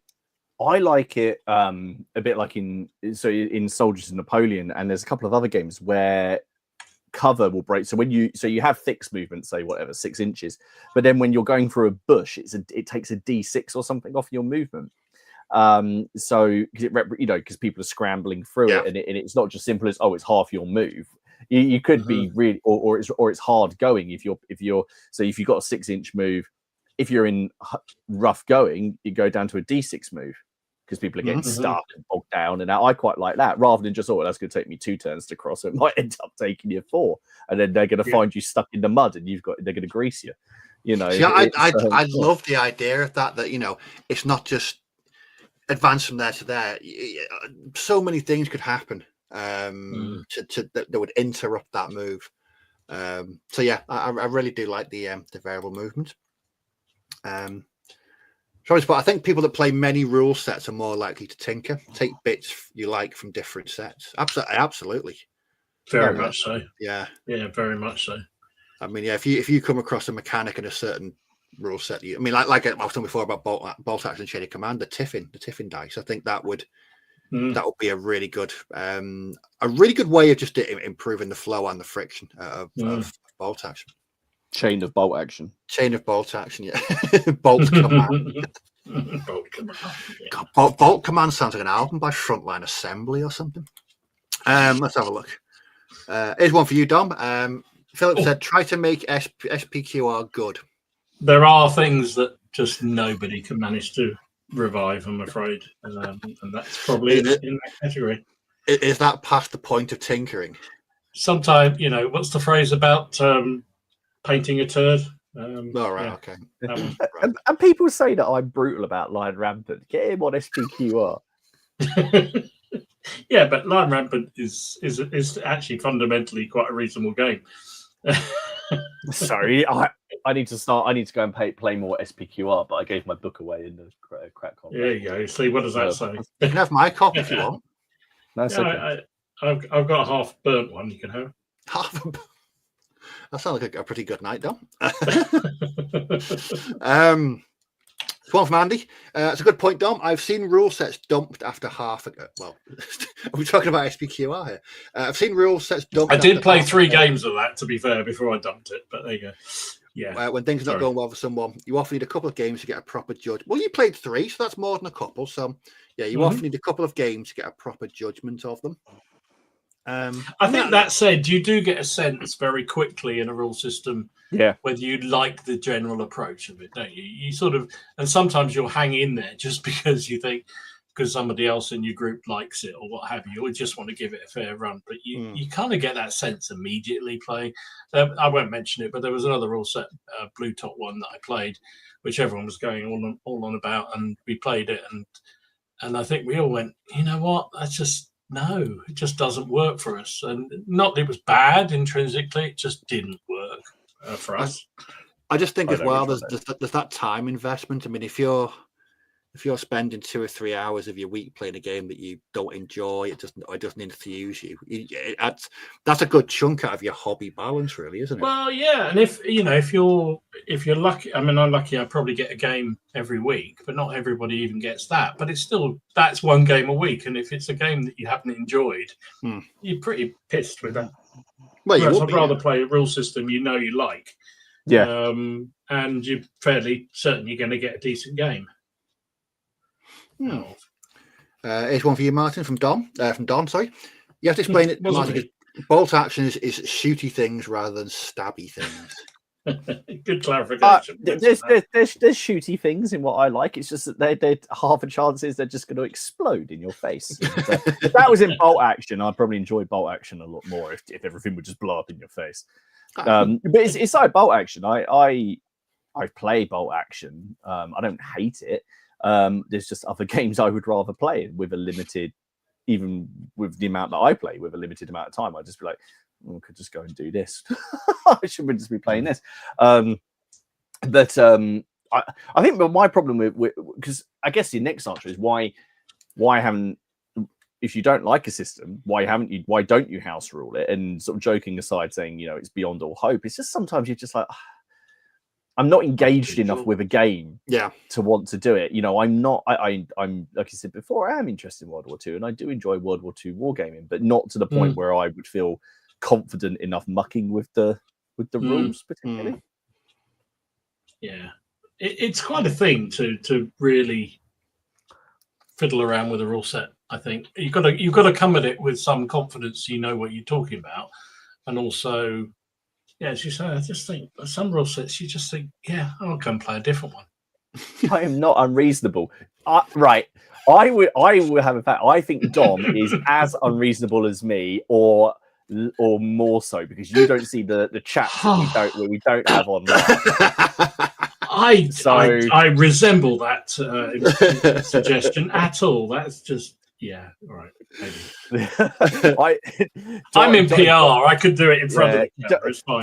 Dom comes across as this, lovable sort of, granddad that you have in the bench over there. Granddad. He comes over as the sweet one who's, a bit oblivious to what's going on, but he's a tactile. He knows everything that he's saying. He's a vicious mind. Brutal. I'm not really. I'm lovely. It's an interesting one from Simon. Like the idea of having several ways the battle ends, not just kill, X% of the enemy. Random events can add some of that dynamic to the game, but a pure random single event seems too abrupt. Yeah, I definitely agree with that. Yeah, it does. I like.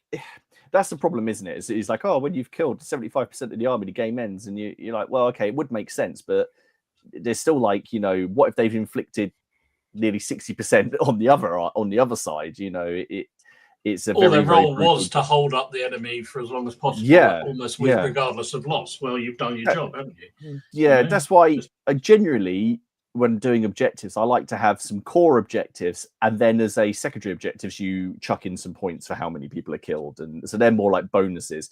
And sometimes it doesn't matter. So, like in the Gregovia game, in the first half of the game, we just said the Romans didn't get any points for how many Gauls they killed. In the first half of the game, it didn't matter. That wasn't their objective, which is a shame because they knocked off about 9 units in the first half of the game. And then in the second half, and I like the second half you changed the rules, didn't you, Martin? Because I you're a changed nasty person. Like I'm a nasty man. despite what he said just now, he's the nasty one. I'm the nasty one, nasty Martin. No, absolutely. But we didn't really actually just cover that. I quite like shifting objectives, or objectives that reveal themselves partway through a game, like things that happened on battlefields where suddenly there would be an opportunity to suddenly take the high ground or take out a commander because the opportunity presented itself, unless you're like Wellington, where he didn't want to shoot at Napoleon. You know, no cannonade. But, you know, I like that. I like things where not necessarily game changing, but it can just suddenly tip the balance of a battle a little bit, so that, you know, or just throw somebody off their stride a bit. We've all been in those games where you've known by turn 2 it's over. You're like, what's going on here? What's going on? It's just a game to see how badly I'm going to lose. Do you like games where you don't know the enemy's mission? Depending on the type of game. Yeah. Depends is the answer to that, definitely. Yeah. I always find it a bit weird when you're playing games like Warhammer, like so Warhammer Fantasy, and then they would have the objective which is like kill the enemy commander, and your objective is like get off the other side of the board. You're like, well, I've got to get my guy up the board, and he's going to get slaughtered.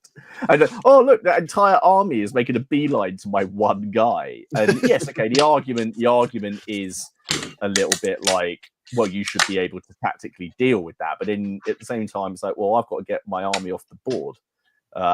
You know, so I guess it just has. I think as long as they're achievable, no, not achievable. Yeah. They have. I don't like the idea of things completely throwing. You know, so if you're going for one objective or one rule win, one method of winning the game, and then it completely turns on its head without any kind of warning. Yeah. That's a little concerning to me. You deploy and you set up the board, and you do it so it sort of resembles, say, reality, and not like a symmetrical gaming board, which has one piece of dents on each side, one hill, and like, oh, you tactically take the high ground, and then you drew your objective, and it says finish in the enemy deployment zone. Yeah. It just reminds me of the first time we had Paul Hicks on, and we were talking about this rule set that I picked up in about 2005, 2006. It was called USSR, Ultra Simple Skirmish Rules. And it was World War II, and it was played on a really small area, about 3x3, absolutely covered in scenery, just completely festooned. And it was a bit like Operation Squad when it came to the force makeup, and that you had really small forces, and you both had an objective. And so one objective, one side could be like, right, you need to go and recon that house, have a look around, see what's in there. The other one could be the other side could be on a patrol, just going around the board. But your emphasis was on completing your objective, and you weren't just going out to to fight the enemy. In fact, sometimes it was best to avoid the enemy.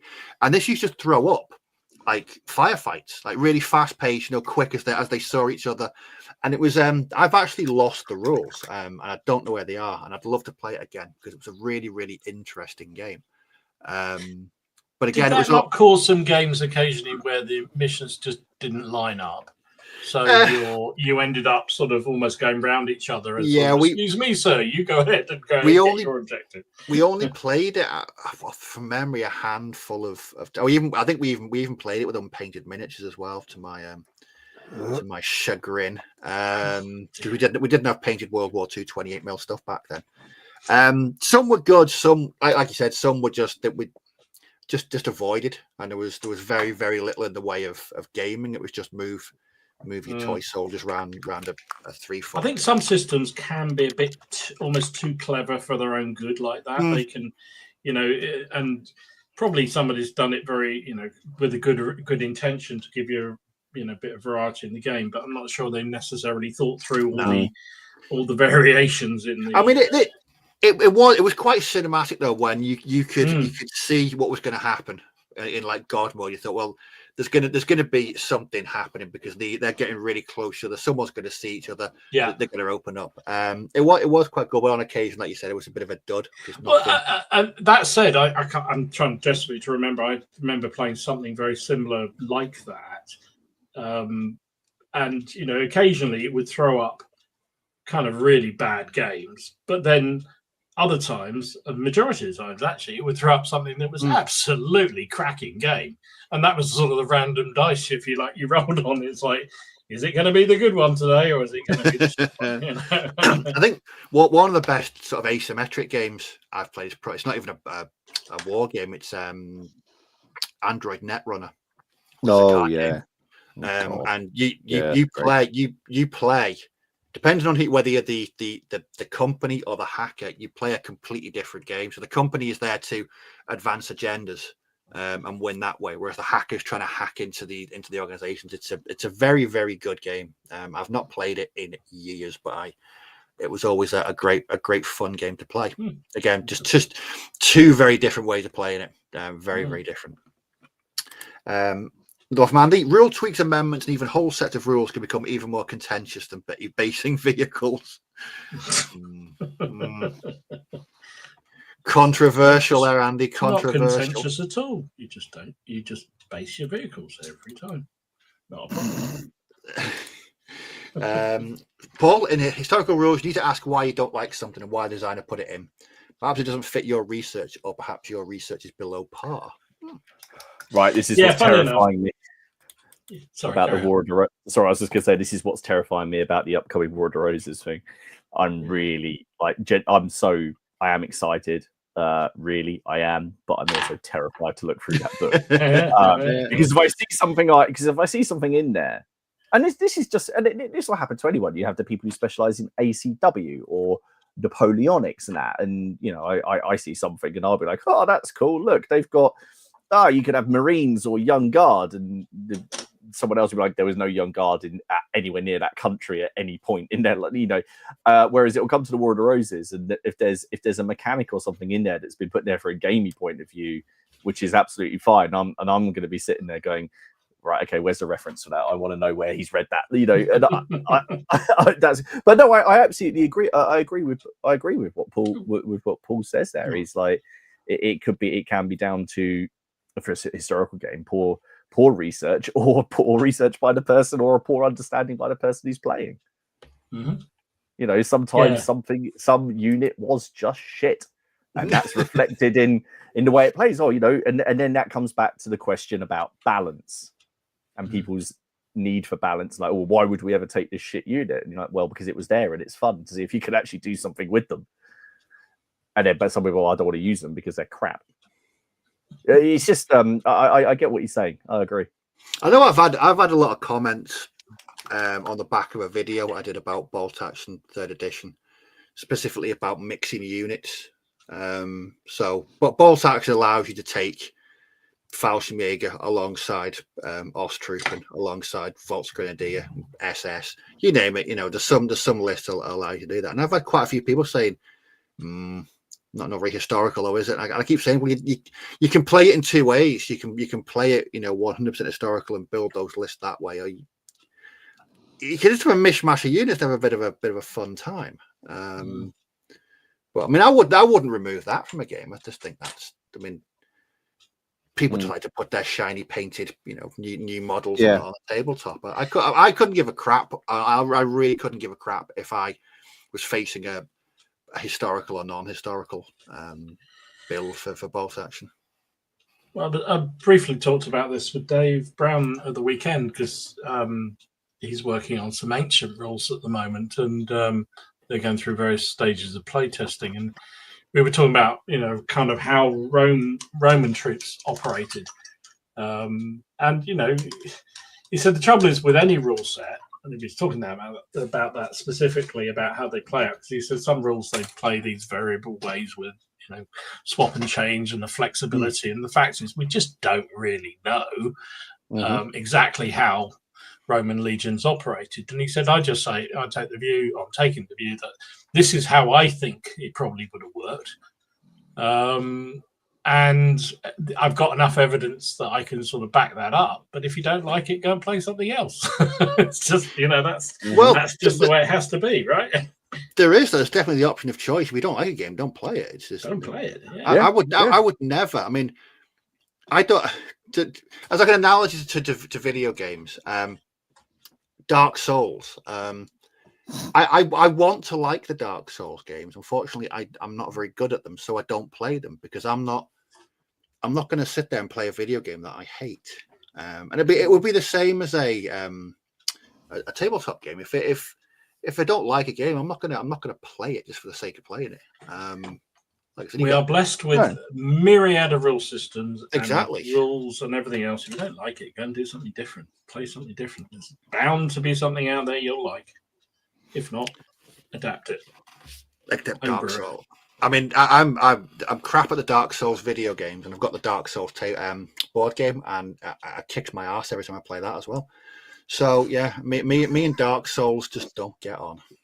Here's an interesting one from Mark. I can imagine this happened quite a few times. We changed Chain of Command so much we spoilt it. So we changed it back and played it how it should be played. I mean, is there a danger that you could amend, change, tinker, homebrew a system until it becomes completely unrecognizable and unplayable? Yeah, and then what tends to happen is people release it under a new name, and they get and then you go, I've created a new war game just based off of because eventually all mechanic, there's only so many ways you can work out how if people are wounded or broken or whatever.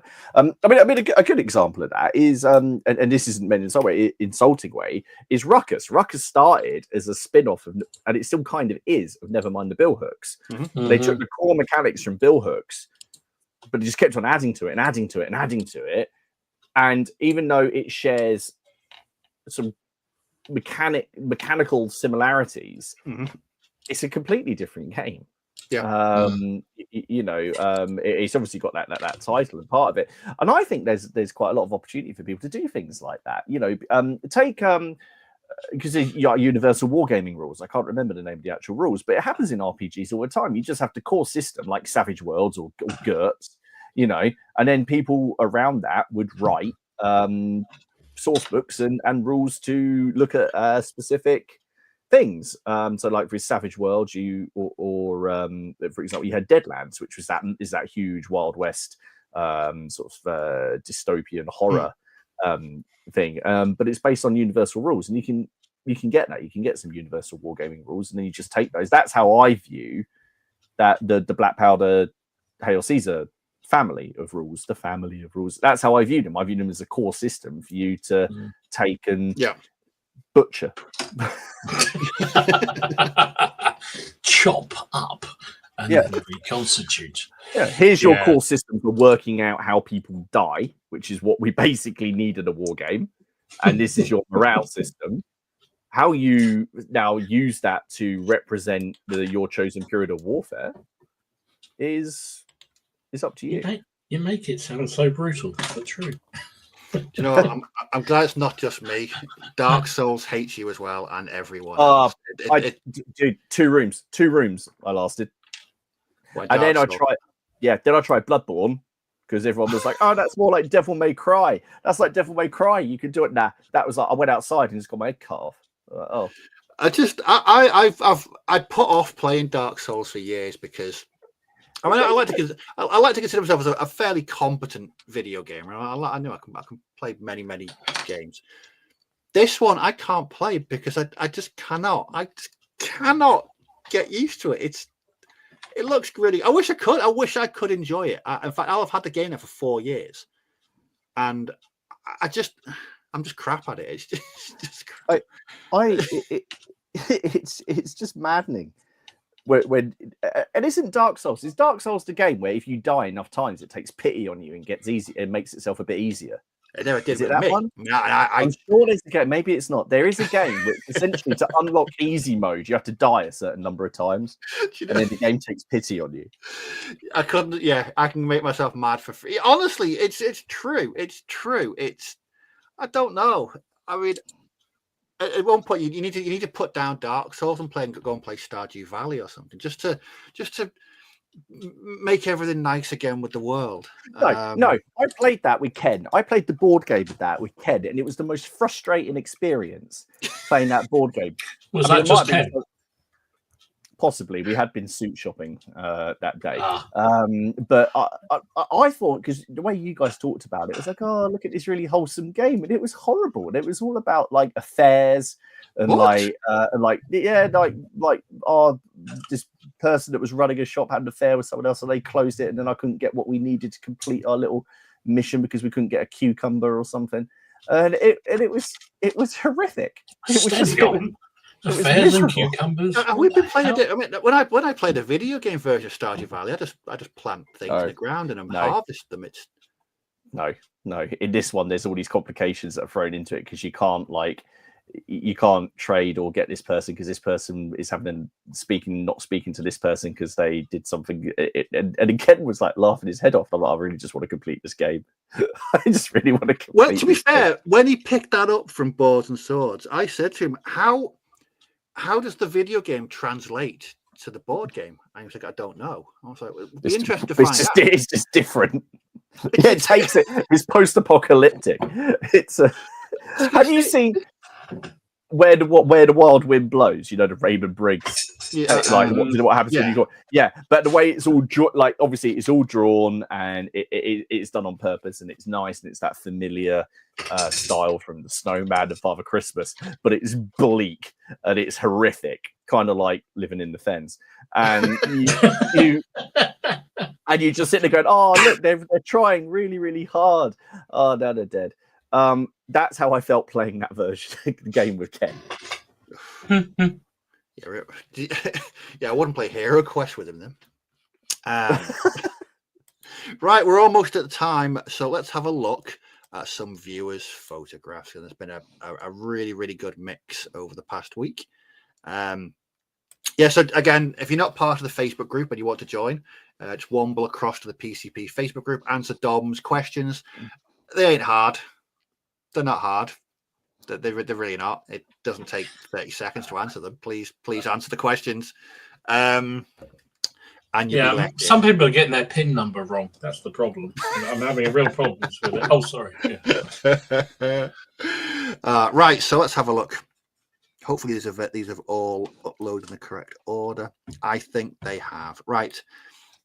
So first up is Mr. Midgard himself, James, has been playing Blue Max. Ooh, nice. Look at that. Are they Wings of Glory planes or is it completely separate? I don't think they are. I think they are. I forget, but they're not Wings of Glory. I don't think. Still very nice though. Jolly nice though. Very, very colourful. Oh yeah. No, that looks really good. There's definitely over the past couple of weeks I've noticed there's definitely a Dark Age.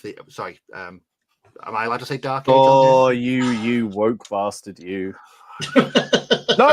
Sorry, no, you're not woke. No, that's the other way around. See, this is how ridiculous. So I confused we are with. No, you're just not progressive. That's probably what I would. I'd have to say back. Progressive. Okay. I'll find you the comment and I'll send it to you. There's definitely been a heavy influence towards Dark Age. Here we have Edward, some goals. Look at those. Oh wow! Nice. That's a nice bunch of goals. Nice. Is there any heads in there? There is. Front row, front center. Tactical head, right in the middle. Fantastic. They just look good, don't they? They just look really good. No shields really set them off. Oh, speaking of tactical heads, I was priming some of those rock minis before. Even with a 10mm, there's a tactical head on one of the frames, on one of the sprues. It's brilliant. Human head. World War II now with Dave, and these are fantastic. Look at these US airborne. Oh, I like those. Wow. Oh, Yeah, wow. They're cool. Very really, nice. really nice. I just- love the facial expression on the one on the extreme right. He's like, "What?" Yeah, having painted boys, that guys? kit, he's got a very odd face. Yeah, he's sort of going, "Come on." I like the fact that he's the only person I've ever known to make use of that dove thing or the pigeon. Where's that? Look on the far left. There's a guy holding a bird. Oh, Oh, carrier flip. pigeon. Yeah, I've not even noticed that until you said that. That's yeah. I've bought I've got tactical fence, tactical everything. No, I've got loads of Steady, Paul. Oh. Steady, Paul. Please. I've got many sprues of US Airborne. Never used that at all. Barry was playing a game of muskets and tomahawks. I just grabbed this one because it's very bright.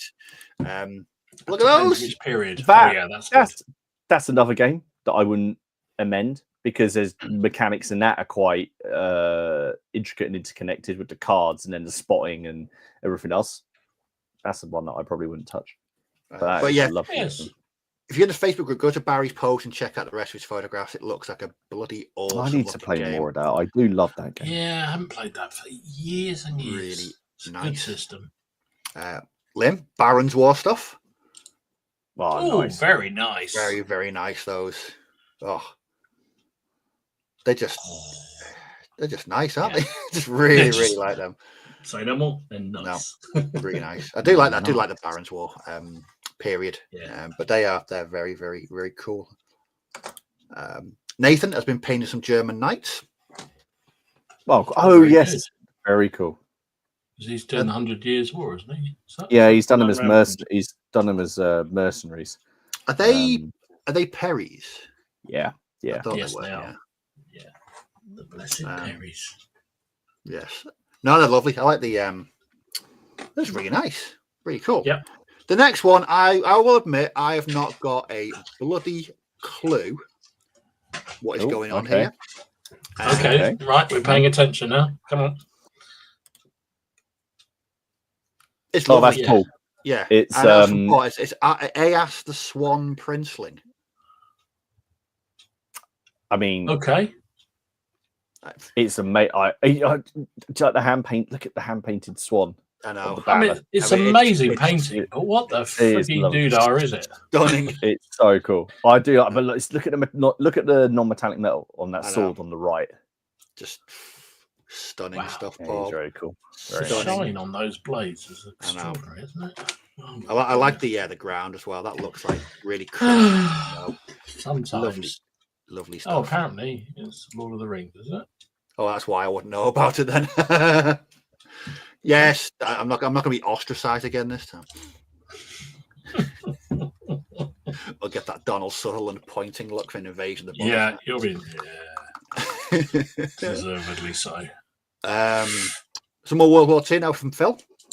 Oh, nice. Some World War II British 20 mil. I believe they are AB, I think. But they are. That's a beautiful looking paint job on that, isn't it? It's a diddly figure. That's really nice. Really nice. Actually, like the guy beside him with the balaclava on as well. That's really, really cool. Again, it's just AB miniatures. The level of detail on their phenomenal, isn't it? Really, really nice. Up next is Rich. A good mix of orcs and Saxons. Good, why not? I mean, that looks like some of the crowds at some of the metal shows I've been to. Very nice, very nice. I could be look at his look at his rule book library behind it as well. Some interesting ones there. I like it. Warhammer Ancient Battle. Warhammer Historical Ancient Battles. Yeah, good stuff. Nice. Good stuff. And some nice orcs and Saxons. Yeah, those Saxons are lovely. Really, really nice. Another game now. Silas was playing Hobgoblin. Yeah. Oh, I've heard of this. Yeah, I've heard of Hobgoblin. It's absolutely brutal. Absolutely brutal. It's kind of like a mad cross between. No, it's just brutal. It's just brutal. It's just brutal. I took it. encourage I've people to never check heard it of out. it. It's a free version of the rules online, and I got them. I think I picked them up at Salute. I think they were dished out at Salute. And yeah, it looked really, really fun. I haven't looked into it much beyond that, but I know it was on Kickstarter and it did really well. Yeah, something else, someone else to look at, isn't it? Another game, and someone Another else, game. and someone else who's finished that Mantic Giant, and I still haven't got around to finishing mine yet. Oh, the one that looks like Mick Jagger. That's the one. Oh, it's a yes. It's a fact. When I bought that, I truly underestimated just how big that kit is, because it's. But Mike Hutchinson. Okay. Yeah, that Mantic Giant is giant. It's huge. It's massive. Yeah. I completely underestimated how big that thing was going to be. Some from Simon, some Anglo Danes. Oh, nice. Oh, cool. Oh, that's good. Well, I do like seeing a priest in the ranks. I do. I'm gonna put some in for my Arthurians, just some random priests. That is very cool. Nice. No, I like very nice. I've been loving seeing people having working on Vikings at the moment. I just think, seeing other people doing sort of Gauls and Danes, and it's just really good. I'm just really enjoying seeing what people are doing. One from Soren, he has painted a tiger. Look at that. That's lovely. That is very lovely. Nice. Cool. Again, he's painted quite a few bits and pieces. I just grabbed that because I thought it was awesome. So check out Soren's post in the Facebook group. Although it's obviously not finished, though, Steve. Well, I wasn't going to say anything, Dom. I wasn't going to say anything. Maybe they were being done for a friend, I think he said. So maybe the friend. Let him off. Mm-hmm. Yeah. And the last two of today are most definitely in the weird shit category. First up, we got Steve with Azrael. Oh, just look. Oh, that's the new one, isn't it? That's the new one, yeah. That's the new one. What chapter is that from, Dom? Chapter 4. It's close. It's close. Okay, I'll take it. Closest you're going to get. It's well, you were close because technically you were sort of 3 out, because it's Dark Angels and they were the first found in the first. Oh, okay. So it's chapter 1, really, then. Yeah, you were close. Okay. Okay. And we're going to end it with. I will do better. With these. Yeah. Oh, I do like them because they look like they remind me of xenomorphs. So yes. Oh my god. So those heads, are they actually GW heads? Yes. Yeah, they are. Oh wow. That looks like the sort of thing that you have nightmares waking up and being chased by. Just saying. Or maybe it's just me. Or hang out in the Tiger Bar. Get it for free. Yeah, but you can outrun those ones. I'd be worried if I couldn't outrun someone from the Tiger Bar unless I'd consumed a whole lot of tequila. Yeah, Dave, I'm looking at you. Well, there we are. Thank you, everybody, for posting up your projects in the Facebook group. Like I said, womble across, answer the questions, and just post up what you've been working on, games, hobby updates, work in progress. Yeah, glad to see it. I think we're about, is it 1,600 members now for the Facebook group? Yeah, something like that. Yeah. Very, very close. Yeah. It seems only very short ago that we hit the 500, so it's extraordinary, really. We are. So yeah, big thank you to everyone that joined us tonight. Always appreciate you sticking with us on a Monday evening for some hobby chat. Next week we are across on.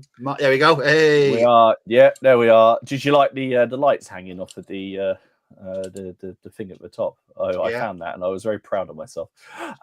Yes, we're over on my channel next week. The topic is courtesy of Mr. Robin Ovens. Because we were just texting and he basically said it'd be just really good to know because people always want to know what to buy wargamers. So I thought, and he's right, wargaming stocking fillers, think of them. So there's homework for us guys, but so not like the big things and like for example, buying all the rule books of General Darmay does not count as a stocking filler. But what are those little things that you can tell people to buy? Like, for example, the mixing balls, like just buying a whole load of ball bearings for someone, or some paint or some certain brushes or certain paint effects. wargaming stocking fillers. We'll also be doing the OPC next week. We didn't do it tonight because we've been away for a week. We've got far too much to catch up on today. So we're doing it next week. And then, of course, it's the end of year piss up. Yay! As everyone's, did I read it right? So we're all consuming that mad beer that sounds. That mad beer is the first thing Yeah, you're going I've to got drink. Ken's as well. I got Ken's as well. I could get Haley to do it. That's a good idea. That's a good idea. I'll get Haley to do it. No, yeah, we're unless I can ship it out to James beforehand, and then he can do it. But yes, we're all drinking that mad beer. But I think the deal has to be that we have to open it and try it on stream. We're not trying it beforehand or anything like that. We'll try it on the stream for our uncut reactions. It's currently in my fridge. And every time I open it, I go, oh, God. It makes me shudder knowing. I nearly pulled it and drank it the other day, and I thought, oh, no, put it away. Rather off-putting colour, the can, isn't it? Rust brown is not the colour to promote your product. And 10% rust brown at that. Lovely stuff. Big thank you to everyone that's watched on the catch up. Always appreciate it. And don't forget, we are sponsored by Boards and Swords. Use the code PCP5 when you're checking out the web store for an additional 5% off your already discounted order. We're going to go now because I need some coffee and some cheese. So, because you want to have awake nightmares. I've just got a craving for cheese. No wonder that just explained fully why you do all that weird shit. that sentence just did it. There we go. Well, the big combination. Right, we're off. Thanks, everybody. Enjoy your hobby week, and we'll see you next week over on Martin's channel. So enjoy your week. We'll see you soon. Bye-bye. Bye. Bye.